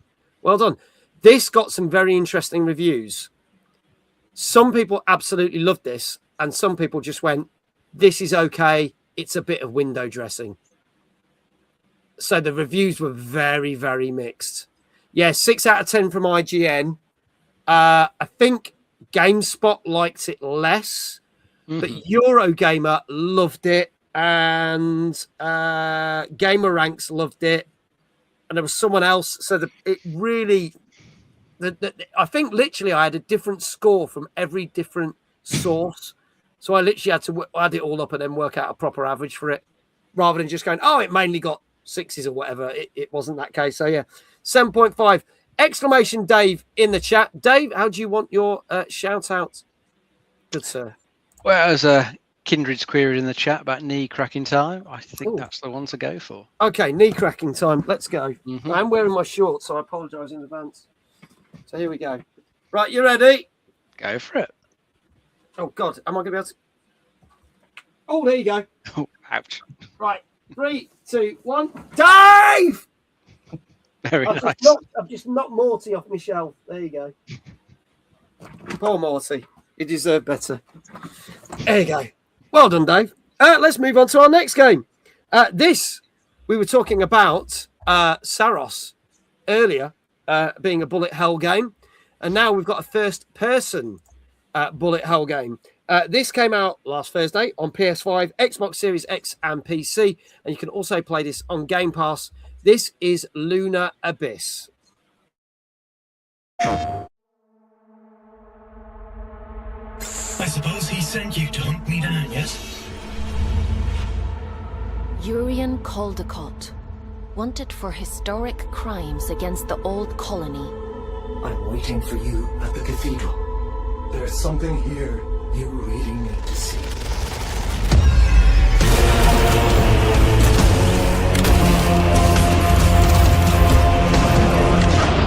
You truly do mean to kill him, don't you?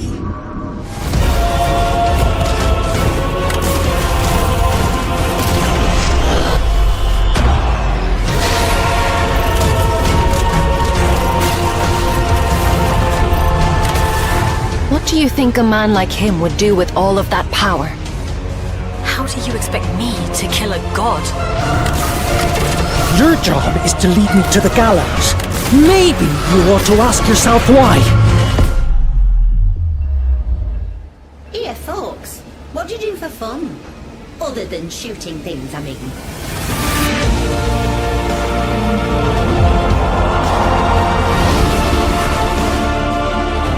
Urian told you about the prophecy, didn't he? Of course he did. I've got a larger one than false, and time is running short. What horrible thing have you awakened? You just tried to kill me! Men were never meant to control gods. Stupid child! Can't you see you've fallen for a lie?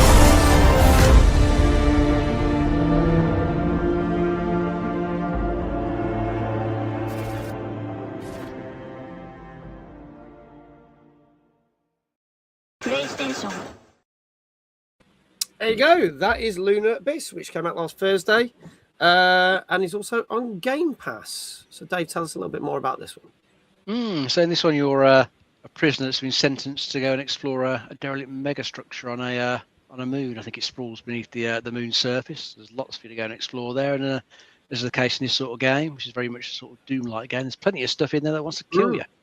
Yeah. And from watching like a few video reviews of this, definitely gives me sort of a mix of Doom Eternal and probably some stuff like Doom the Dark Age and with what you got in there, because you got a lot of the sort of bullet hell stuff, kind of like what you got in Doom the Dark Ages.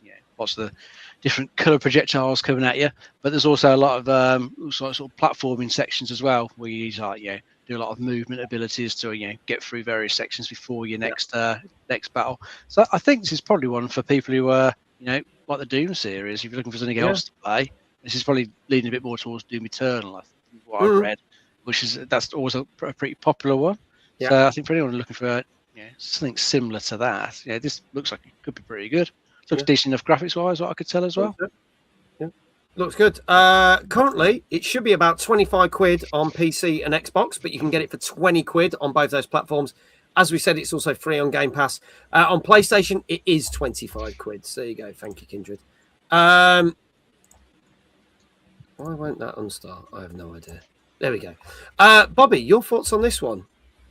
So this was a game that I also saw quite a few years ago, and it's by an amazing team, like really good pedigree. The team, I think they worked on games like Little Big Planet and whatnot, like really capable AAA stuff that they've worked on in the past, like PlayStation stuff, and then it was a real uphill struggle for them. I feared it might never come out because of the kind of troubles they were in as a team, but like it's really nice to see that they finally, they crossed the finish line and managed to get it out.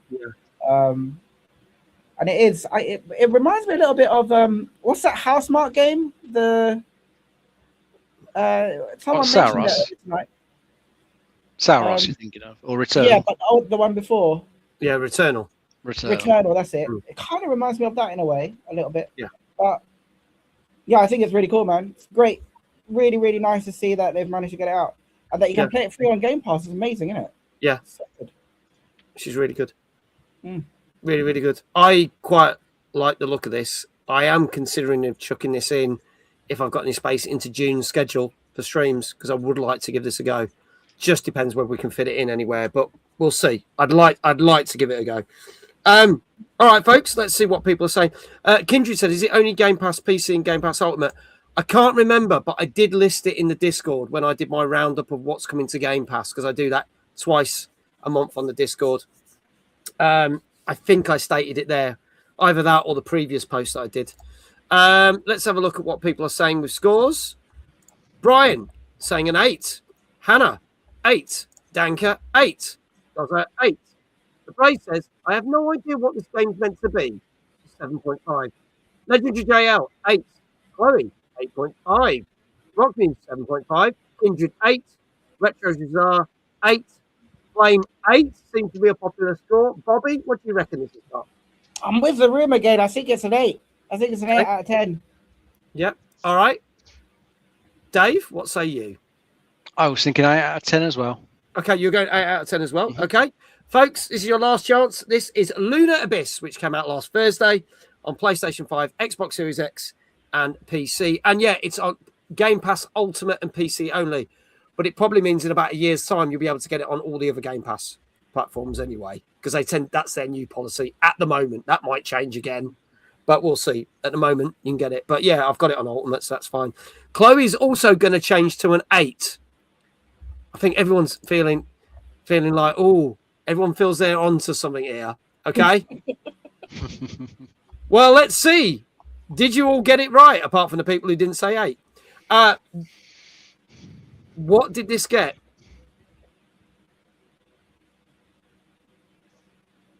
I wonder. Maybe it did get an 8 out of 10. Hey, Bobby, congratulations. You got your second one right. Well done. Dave, you are now on your third one right. I am, yeah. Come back to you in a bit. And lots of other people. Yes, Dave's going to be. And a lot of people got it right. So Chloe, Flame, Retro Jazar, Kindred, JL, Gozzo, Danka, Hannah, and Brian all get shout outs. Brian is now 4 for 6. So Brian is in the lead. Well done, Brian. And I'm going to say all these shout outs that are going out, please do go follow these people. They come here and watch the show week in, week out and support us. So please do go give them a follow if you're not already following. There you go. Mag didn't read my score. Did you say 8, Dave? Did I miss you out? I'm sorry if I missed you out. Oh, well, if I missed you out, then I'll give you a shout out, Dave, once you've done the shout out. My apologies. But in the meantime, could you give our guest a shout out? No, he said someone smells. That's not a score. Right, moving on. You said Chloe out of smell. Great. So anyway, if you could give a shout out for our wonderful guest, Bobby, I'm so glad we cleared that up. And Dave, how would you like our shout out? You can do your walk on from the side, mate. Right, with me or Bob Ross, me? Go you this week. I think you did Bob Ross last time. Yeah. All right, then we'll keep Bob Ross right there. Off we go. Are you ready? Yeah, go for it. There we go. Dave! There you go. There you go. And thank you to Dave Johnson for doing all the shout outs. Also, if you're waiting to find out more about Kando Factory, Bobby, we have also pinned his links to the top of the Twitch chat. So you can click that link. You can go wish list their latest game, Glitch Hunt. And if you are interested on being a playtester for that, please do drop us a line or drop Bobby a line because their contact details are on the website. Please do that because he would greatly appreciate it because that's going to be launching the playtest on the 5th of June. Our next bit of news, folks. This one, I know that Kindred is, well, some people and fans are not too happy about because it has been announced that Destiny 2 is being sunsetted. Destiny 2 is going to be bringing out its last bit of content updates after 9 years of being out. This final content comes out on June the 9th. After that, you will still be able to play the game. You will still be able to play it online, but there will be no more content.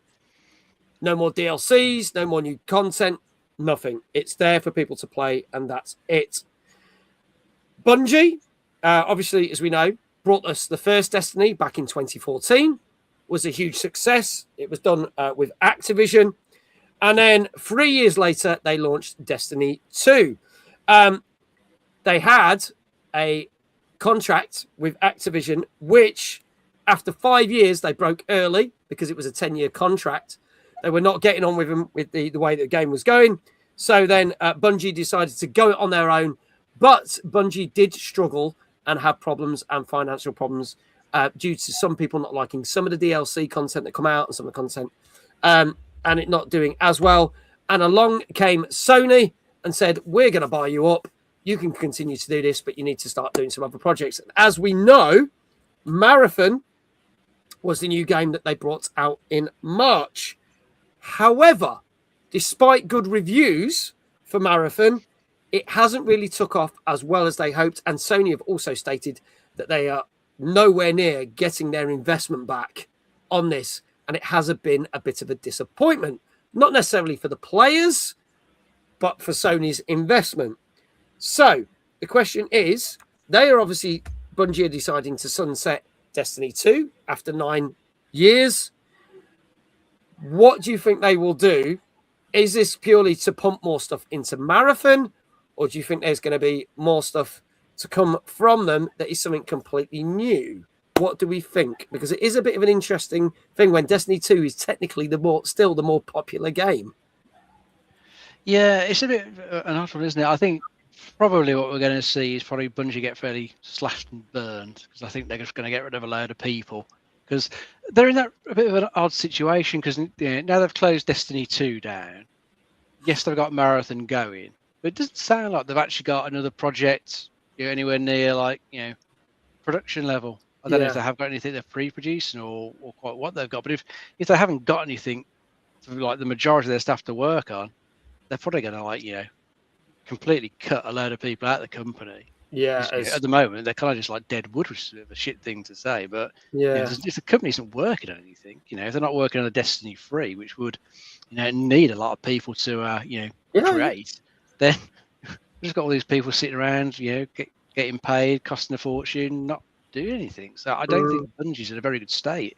I mean, they were definitely overvalued at the 3 point whatever billion it was that Sony paid for them. They've had hundreds of millions slashed off their valuation recently by Sony. So they're not looking particularly good. Well, I do hope when Sony start, sacking people, they look at the Bungie management first of all. I'd say the Bungie management are probably, not been doing a very good job for donkey's years with the sound of it. So need to cut them out first. But I don't think they're in a very good position. If they haven't got another big game they're working on, and even if they were to start one, we've seen how long AAA games take to make at the minute. It'd be like half a decade away probably before it even saw the light of day. And whilst they seem to be still all in on Marathon, saying they want to expand the player base, it's still an extraction shooter that's a niche market that you're not going to get that many more people interested in, I doubt. So I don't know. I don't think Bungie are going to be doing that well for the next Kindred said even Bungie didn't really know it was stopping. This is more of a Sony decision, apparently, because it wasn't Bungie's decision to stop it. And they weren't working on Division 3 because they thought that Division 2 would carry on for another couple of years. Destiny, you mean, not Division? Sorry, yes. Division is something else, isn't that? Ubisoft. Whoops. Yeah. There we go. Anyway, Bobby, your thoughts on this? Right. I loved Destiny when it first came out. I remember we were like living and breathing it. Every night we were coming home and playing it, going back to work, talking about it, because we were colleagues playing together. Yeah. So we'll go to work and we'd just be talking about Destiny, and then we'll go back home and we'll play Destiny, and it was just like this rinse and repeat for ages. And the Loot Cave, the Galahorn, there were so many like memorable things from Destiny. And I feel like the initial promise was you'll be able to continue playing throughout forever as the franchise goes, and it kind of they did it, but they didn't really. It didn't like fully realize what I think everyone expected. So it was a bit of a like, when it switched over to Destiny 2. So it kind of like we as a group kind of petered off gradually. We did play Destiny 2 and we played some of the expansions and stuff, but as a group we kind of disbanded from Destiny quite a while ago now, and it's a shame that they've kind of ended it. It feels like an end of an era. I'd really hope that what they're doing is going, right, all of yous, we've got this project for you guys to work on for the next generation. I hope so. Right? It'll be really good timing for that if that's what they're doing, so that it gives them ample time to work on something and make sure it leverages the new hardware features or whatever new technology they're cooking up, right? That fits with the kind of console strategy. I'd really like it to be that, but maybe there are going to be layoffs, right? America's really expensive. Like the man months rate's really high, and this is like a veteran team. They're AAA. It's going to be really high. It's super expensive to keep the lights on there. So it's a bit like I worry for them. It does worry me, because I know obviously we played the joke video with Ron Funches saying, hey, we put all this money into these teams and then make them do games and then we fire them because of our lofty expectations. I'm like, oh God, that could actually be ringing true for Bungie, and I hope it isn't. You said that the player base is still, community and IP is still massive. I think that's the thing. So eventually, because if they're stopping the support and there's no more updates, that will eventually fade away as well at some point. I'm not saying it's going to fade away immediately. Could probably still get a number of years out of it, but if they're not going to support it in that way, feels like it's going to become. It's a bit of a shame as well, because I think with the original Destiny, the full game is still playable, but Destiny 2, they've altered so much of the original content. You can't, play that from beginning to end anymore. You can play what's there now, and that'll be there for however long. But it's showing they're not. I doubt they're going to unvault the other content. Probably cost too much money to actually do that. There you go. I like Brian said, I always prepared Peter Dinklage to Nolan North when they did that. I thought it was quite funny. There you go. They are opening a lot of stuff for it, but I guess it's not going to be everything. So there you go. We'll have to see. Oh, well. Destiny 2, we salute you. You had a good innings. 9 years is not bad. Not bad at all. Let's move to our final two games of the night. And we are going back in time to an era with a character that hardly anyone remembers, except for the games were pretty bloody awful. But that may have changed, because at the start of Christmas, before the Game Awards, it was announced. Surprisingly, the first trailer we saw was the brand new Bubsy game. Yes, Bubsy 4D is here. It came out on Friday on PS4, PS5, Xbox Series X and S, Switch, Switch 2, and PC. Let's see what it's all about. Are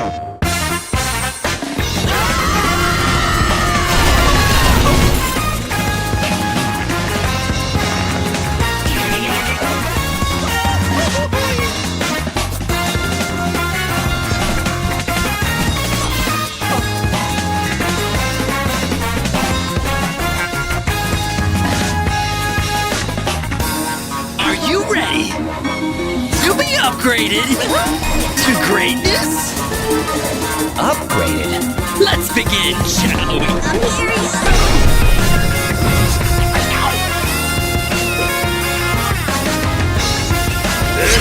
Fashion time! Blame me later.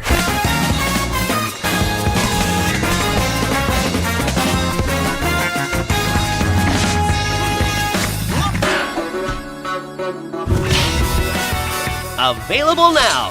That's right. I'm officially your problem again. There we go. I just want to make a comment, and I'm not trying to single him out, but it's a bit weird. Gozzo's put a score and said, didn't see the trailer. You put that while the trailer was on. Unless you're not looking at the screen, which I understand because you might be working on something else. That's fine, but I was a bit like, He must have closed his eyes like Dave did earlier. Like Dave couldn't see anything. He said it was audio. Yeah, well, must be weird. We should just encourage everyone to play Penny's Big Breakaway instead, says Brian. I have no idea what that is. I'm not going to lie, Brian. You're going to have to educate me on that one. It's Mario and Sonic Mix. Oh, you had ads. Oh, okay. So you didn't see the trailer because of the ads. That's fair enough. I was like totally confused. I was like, but that makes sense. So there was adverts. So apologies if anyone else didn't see the trailer because there were ads running. But there you go. That's an excuse for you to sub to the channel because then that won't happen to you. Terrible plug. Dave, tell us more about this because they're bringing Bubsy back. But did we actually ever want him? I'd kind of forgotten he even existed. He was, I think, originally created at the time when, there was lots of the, cartoon type characters, like mascot type characters that all had their own platformer. I think he had a couple of reasonable side-scrolling platformers for the first two games, but I think the third game that went 3D was meant to be pretty atrocious, from what I recall everyone saying about it. This particular one seems that it is actually better than probably a lot of people were expecting. The developer for this one, for Braze, I think they're called, they did make a game called Demon Tides that I think we reviewed a month or so ago. That was a decent platform, and apparently this has got some sort of DNA from that in it. It's got like a fairly sort of basic storyline just to keep things going. Busby's on the quest to get back this golden fleece that's been stolen, so it's just an excuse for him to platform his way through various biomes. And from what I've seen of it, the platforming looks pretty decent. A lot of challenge there if you're looking for that. So I think it's probably a better game than probably a lot of people were expecting. Busby's past form. So if you're looking for another 3D platformer, might be worth having a look at this one. Okay. All right. Well, it is £16.75 on Steam, 18 quid on Switch, £16.74. Oh, a whole penny saving on Xbox, and 16 quid on PlayStation. Thank you, Kindred. Also, Hannah, thank you so much for the gifted sub. That has gone to Even XO. Thank you so much for that. Bobby, your thoughts on Bubsy 4D? Yeah. So I used to be the producer on Sonic the Hedgehog while I was at Sega at one point. It reminds me a little bit of Sonic Adventure and maybe a bit of Super Monkey Ball thrown in there. And when I was looking at the trailer, I was thinking I probably wouldn't want to play this on my big screen. I probably wouldn't play it on my PC. I'd probably play it on one of my handhelds devices if I was to play it. I don't know. I wasn't that impressed. It's probably the least impressive of what we've seen so far today. Okay. I'd give it. I'm varying between 6.5 and 7. To be a bit more ballsy, I'll go 6.5. Okay. All right, Bobby. Going for a 6.5. Let's see what everyone else is saying in the chat, and then Dave, I'll get you a score from you, good sir. We have got Brian saying a 6, Danka saying a 7, Legendary JL saying a 7, Chloe saying a 7, Hannah saying 7.5, Rock Muse saying the same as Bobby, 6.5. Chat, get your scores in now. Dave, what do you reckon? I'm going to try an 8. Ooh, okay, you're going for an 8. Kindred, going for a 7.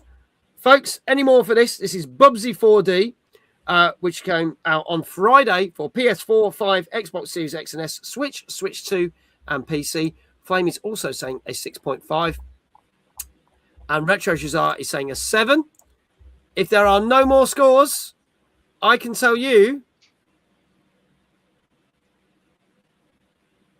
Bobby, you're going to be jumping for joy because this got a 6.5. Oh my God. Oh my God. I was going to play it safe and go 7, but I was like, no, I'll be ballsy. Yeah, you did it. It paid off, mate. It paid off. Well done. 6.5. Well done. Let's get a shout out for Bobby. Congratulations also to Flame, Rock Muse. Well done, Rock Muse. And I think that's it. That might be it. I think everyone else was skirting either side of it. So there you go. Yeah, 6.5. 6.5. There you go. There's the shout outs. And again, folks, there is the link for Can Do Factory. Go check it out. If you want to play test Glitch Hunt, please let us know. If you want to wish list the game, the games are all on the website. Please do go check it out. Bobby will greatly appreciate it. So congratulations for getting that. Usually are free, and Dave is for free. So there we go. Our final game of the night is one we got to play last night. And some of you I've seen have got the little sub badges in chat. There's little Batman badges in chat, which is great to see. Because if you subbed to the channel last night while watching me play this, you got a Batman badge. How cool is that? This came out also on Friday on PS5, Xbox Series X and S, Switch 2, and PC. This is Lego Batman, Legacy of the Dark Knight. Let's have a look at the trailer for that. And yeah, we'll talk about this in a bit.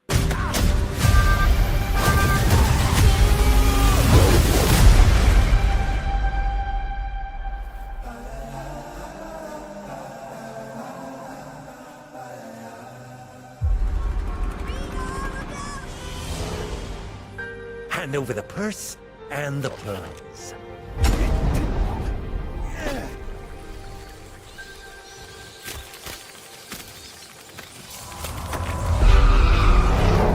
If you make yourself more than just a man,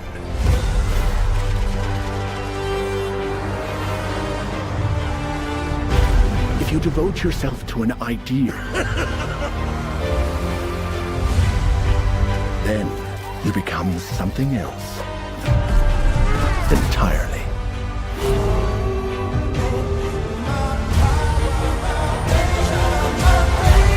And that is...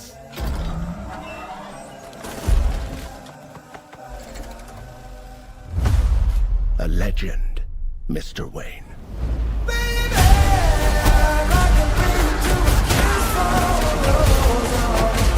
Would you mind if I borrowed these? Way I see it, all this stuff is yours anyway. It was a bat, I tell ya! A bat!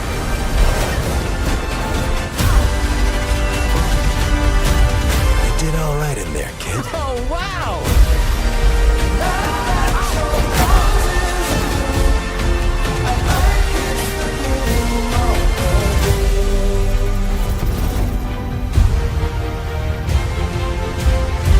He thinks he works alone, but there's always someone there by his side. Meow.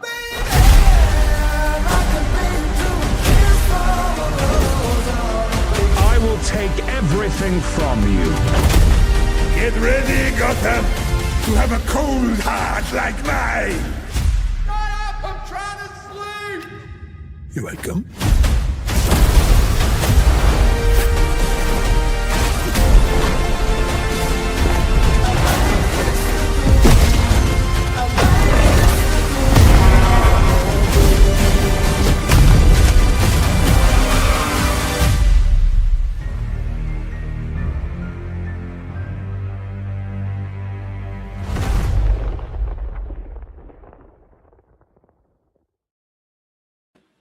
There you go, folks. We've got a hype train going, folks. So thank you very much. I think it's Hannah that kicked that off. I don't know why it's so delayed, but thank you very much. If anyone wants to contribute to it, feel free. You've got 2.5 minutes to do so, and you'll get some cool new emotes.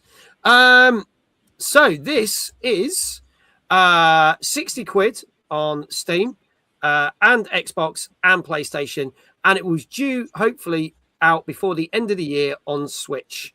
Will be about 48 quid. So there you go. So it's not on Switch yet, but hopefully will come to Switch very soon. I'll give my thoughts on the game because I played it yesterday. But Dave, tell us a little bit more about this one. This is a new Lego game, delving into like the various sort of movie incarnations of Batman from like Tim Burton's times, Joel Schumacher's, Chris Nolan's, up to the latest Matt Reeves one. It's kind of like picking bits out of those movies and then making like its own sort of narrative, to go through them, to switch it all together, which is like a pretty cool thing to do because you get like lots of cool stuff. For the Christopher Nolan ones, you get a pretty cool chase with the tumbler. It's in there. You see the original Joker from Tim Burton's version way back when. So there's lots of cool stuff in there. If you're fans of all the different movies, even the dodgy one with George Clooney as a Batman. We've got from that in there just so we don't forget it at all. And it's also sort of wrapped up in an open world. So whilst the missions you go into are fairly linear, you've still got a nice big open world to explore around in. And I think you've got the usual sort of collectibles out in there. You're going to have a stupid number of Riddler fucking puzzles and trophies to find out in there. So you got all that stuff there if you want it. But I think it looks like a pretty decent Batman game, considering we haven't had a good one from Rocksteady for years. They wasted their time on Kill the Justice League, which was terrible. They should have been doing the Batman game, but I think they did have a bit of a hand in the combat for this one because this has got like the Arkham style combat to it. It has. It's a touch more simplified than in the normal Batman games, but still, it's that type of combat. It's even got some of the Predator mission bits in there where you're hiding up on the gargoyles trying to take people out. So if you've been missing the old Arkham games and their combat and stuff, well, you have got it in this. It's just in Lego format with the Lego humor that goes along with it. But it looks like a pretty decent overall package. Yeah, there you go. Co-developed. Yes, they did work on it. Thank you, Danka. 161 Riddler trophies, says Kindred. Managed to time a video about the original Amiga Batman game on the same day as this launch. It was a complete fluke. Didn't even realise it until the day before. Nicely done, Brian. Nicely done. I will quickly say, played this yesterday. I've not done that many Lego games on the channel. I said this last one. The last one I did was that DC Supervillains one, which was all right. I did get a hands-on with the Forza Horizon Forbidden West Lego game, but never streamed it, and that was okay. This feels a completely different kind of breed of Lego game, because yes, it is fundamentally a Lego game, but it also feels like an Arkham game, and I love the Arkham games, and I think this is why it's very clever. And as Dave said, the narrative is all over the place because it starts with a Christopher Nolan one, jumps into a Matt Reeves one. Then you're gonna go at some point. You're like Adam West from the 1960s and all doing the bat dance, but they've done it really cleverly. So it actually makes one big coherent story, and that must take a lot of doing for it. And again, with Lego games, the comedy is in there. It's very well timed. This is a very family friendly game. It feels way more than just a Lego game, and I really, really enjoyed my time with it, and I want to finish this. So this is another thing that's going on to the backlog, but this massively surprised me because there have been some Lego games I've jumped on and gone, yeah, it's a Lego game. You go around, hit everything, collect the collectibles, and that's it. This feels very different, and I think Batman fans and Lego game fans are going to lap this up. So I think this deserves to do well. Bobby, your thoughts? Have you played some of the Lego games? You're a Batman fan. I literally just rewatched the Christopher Nolan trilogy. Oh, sweet. Okay. Yeah. By coincidence, really. And I think this is like an ode to Batman, isn't it? It's so lovely. It's so well done. I've got so much respect for the TT Game Studio guys. They've been honing their craft, like every time because like they're amazing craftspeople that bring joy to the world, and they don't take themselves too seriously in the game, right? Like they nail the humor really well, and it's hard to nail humor. I think but they do it, time after time, and so I feel like this is this is the stocking filler of the year for parents going out buying games for their kids. You know, it's going to be different. I actually look forward to playing it with my little ones as well. Yeah. Not so little anymore, but yeah, it's going to be good. And I really like the trailer. I think it was mentioned in the comment as well. With a kiss by a rose by Seal. It's just like it's great that they put that in. I love that. And I just because there was bits that genuinely made me laugh out loud when I was playing this, and then that whole thing with Mr. Freeze go, shut up! I'm trying to sleep. When I first saw that in the trailer, I was in hysterics because I was just like, that just sums up how clever the humor is in there. Oh yeah, and it's Bane is Matt Berry, by the way. Someone said that. I was like, yeah, that's great. Can't ask for more. Chloe said, I love this concept. I enjoyed the Lego games with my kiddos, so I look forward to this one. The humor in this has made me laugh a lot. Brian said, I got this off the Loaded website for Xbox. It was 44 quid. Bargain, so you can get it cheaper elsewhere. I think I didn't pay full price for this. Again, it was one of those ones that I couldn't get a free copy, but I could get a discount. I think I got it for 20 quid. Wow. So I did all right, but that was just through some of my contacts. So I was quite chuffed about that. So there you go. But yeah, that's a bargain. I think this game is worth it. I got the deluxe edition for Steam for under 40 quid. So there's bargains to be had. You get it. I'd say get this. Anyway, should we see some scores? What are people saying? Let's start at the top. Gozzo. 9. This was number 13 in our 50 games to look out for the year. Danker's predicted score back in January was 9. Okay. Brian, 8.5. Chloe, 9. Rock Muse, 9. Personally, says Kindred, I give it a 10, but the critics may give it a 9. Hannah, 9. Oh, people are going high with this one. Legendary JL, a 9. Then we got a couple of people. Retro Shazar saying a 7. Flame saying a 7. Dave reckons it's going to be a 9.5. Dave, I'll start with you this time. What do you reckon this will get? I'll try 8.5. Okay, going for an 8.5. Bobby? I'm going to go for the highest score of the night. I'm going with 9 for this one. Okay, going for a 9. All right. Okay, folks. Any more? This is Lego Batman Legacy of the Dark Knight, which came out on Friday on PlayStation 5, Xbox Series XS. Switch 2 will be coming soon, I believe, and PC. I can tell you some of you might be a bit angry at the reviewers, but still got a good score. On average, this got a 8 out of 10. Yeah, still respectable. It never hit any higher than an 8.5 on the reviewers that liked it a bit more, but it never got any lower than that. So it's pretty much 8s around the board. 8 out of 10 for Lego Batman. Personally, first impressions, I think it deserves a little bit more, but we'll see. So there you go. Chloe's like, intriguing. Yeah, I do wonder whether some of the reviewers felt that this is more of a Batman game than a Lego game. Therefore, some Lego hardcore players may not appreciate what they're doing here. I don't think that would be the case. I don't know. Oh, there you go. Some people said, there you go. Thank you, Kindred. I didn't mind that. I said, I do see some players didn't like the first part training. It took a long time. I didn't mind that because it was all part of the story. So there you go. So did anyone else say an 8? Did anyone say an 8? Maybe not. I don't think they did. No, can't see that. Blimey, we caught everyone out with the last one. There you go. Danker got 3 out of 8 in total. So no one got that right. Blimey, okay. So we did catch people out. Brian got 4 out of 8. I know Bobby got 3 out of 8. Dave, you got 3, didn't you, as well? I did, yeah. So there you go. Chloe got 2. Sound off in the chat. Let us know how many you did. But I think Brian got the most right. Hannah says, woo, 1 out of 8. Yes, Hannah, come on. That's it. Kinja got 3. Gozzo got 2. Well done, everybody. There you go. There you go. I know Rock Muse got 1 as well. So there you go. Let's quickly wrap up the show because I know we're running a little bit late.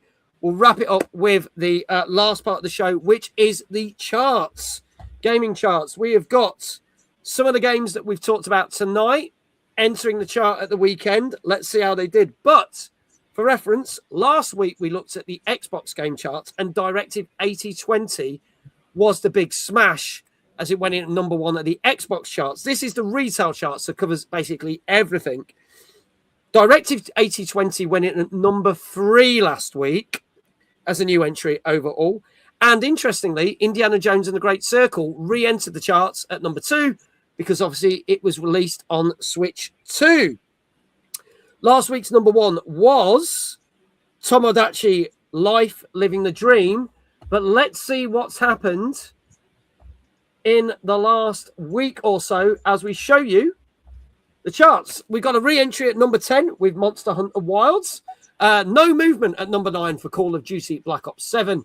Down 1 place at number 8 is Mario Kart World. The former number 1 dropping 6 places. Tomodachi Life, Living the Dream there at number 7.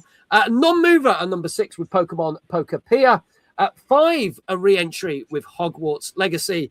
A non-mover and still selling well, number 4, Resident Evil Requiem. Number 3, a new entry, Yoshi and the Mysterious Book. Number 2, a new entry with Forza Horizon 6. And number 1, we've just talked about it, a brand new entry and a brand new number 1, Lego Batman Legacy of the Dark Knight is our new number 1 game. Meaning that last week, Mortal Kombat 1, which had a bit of a resurgence because of the film, is now out of the charts. And also a former number 1 that keeps going back to number 1. Dave will be happy to hear this, and a lot of you in chat will be happy to hear this. EAFC 26, also out of the charts this week. Thank God. So any comments on any of that? Directive 8020 also out of the charts. It went in at number 3, out after 1 week, unfortunately. But that was the only new entry last week. And also Indiana Jones, straight out the chart as well. Any thoughts on that? It's good to see those 3 games topping the charts that we talked about this week. Coming back so high. Did they do a price drop or something? Why is it? What do you think drove it? Yeah, sometimes we see sales and games do drop in. There's also been a lot of hype about the TV show and the fact that they are working on a new one. So we can see that it's like when they brought out when the Mortal Kombat film came out, that came back in, a couple of Mortal Kombat games. We also saw when Resident Evil Requiem came out, a lot of the Resident Evil games suddenly all went back into the charts. So certain things can trigger it, sales or just general hype about stuff coming soon. So yeah, Hogwarts is a bit of a nice surprise. Cyberpunk was in the charts for quite a few weeks with the Ultimate Edition. That's now out as well. So that come back around. Any other thoughts on those charts, gents? Just nice to see Resident Evil Requiem still up in there. That's a damn good game. Yeah, it's nice to see Lego winning it as well, coming in at number 1. Because it's like there's been so much focus on like live service games. Yeah, you know, these kind of living, breathing games. And then a game like this, that's like family fun, just killing it. People just want to kick the shit out of things as Batman. It's kind of cool. Yeah, I know, it's great. And do you know what? It did surprise me because I did wonder whether that might be number 2, and then Forza Horizon was going to be number 1. But then I thought, hang on, family-friendly game, kids are going to lap it up. Half-term holidays. That's good there. Danke says, anything to do with Epic giving it away for free? No, because this is a retail chart. They've had to pay money for this. So it might do well in the free download charts, which we might have a look at next week. But that would not count towards it. So there you go. Then again, people might have seen it was free on Epic and don't have Epic and then went out and bought it. Who knows? They might have. But there you go. That's the charts for this week. Next week, we will either look at the PlayStation or Steam charts, 1 of the 2. I'll decide at some point later this week. We'll see. We shall see. So there you go, folks. That is our show. Thank you so much to the wonderful Bobby of Can Do Factory. Thank you so much for being here. Thanks for having me. So good to you be here. Can we get another shout out for him? His links are pinned to the top of the chat. If you are interested in play testing, Glitch Hunt, please do tell us. Either contact Bobby directly through the website that is linked there, or drop me a line and I'll drop Bobby your details and we can do that. Number of people saying thank you, Bobby. There you go. Thank you for being a great guest. The first time on the show. Greatly appreciate it. Enjoy as always. Cheers, Brian. Thank you. Thank you again, Bobby. Great to have you here. And no doubt I will see you at another gaming event very soon. I'm sure we'll bump into each other again. And you know what? It'll be really nice if we could get my colleague Christian on, because he used to be a journalist way back when, in the late 90s. So he'll probably be, hopefully I beat him with my 3 out of 8. My ego wants that, but then also I'm like, well, you should do better than me, Christian. We'll see. I think we should make this happen. We should make this happen. So we'll have a chat after the show. We'll get him on the show. Chloe says, I want to see this. Yes. There you go. Thanks, boy. Thanks, Dave. There you go. That's it, folks. Thank you to the wonderful Dave.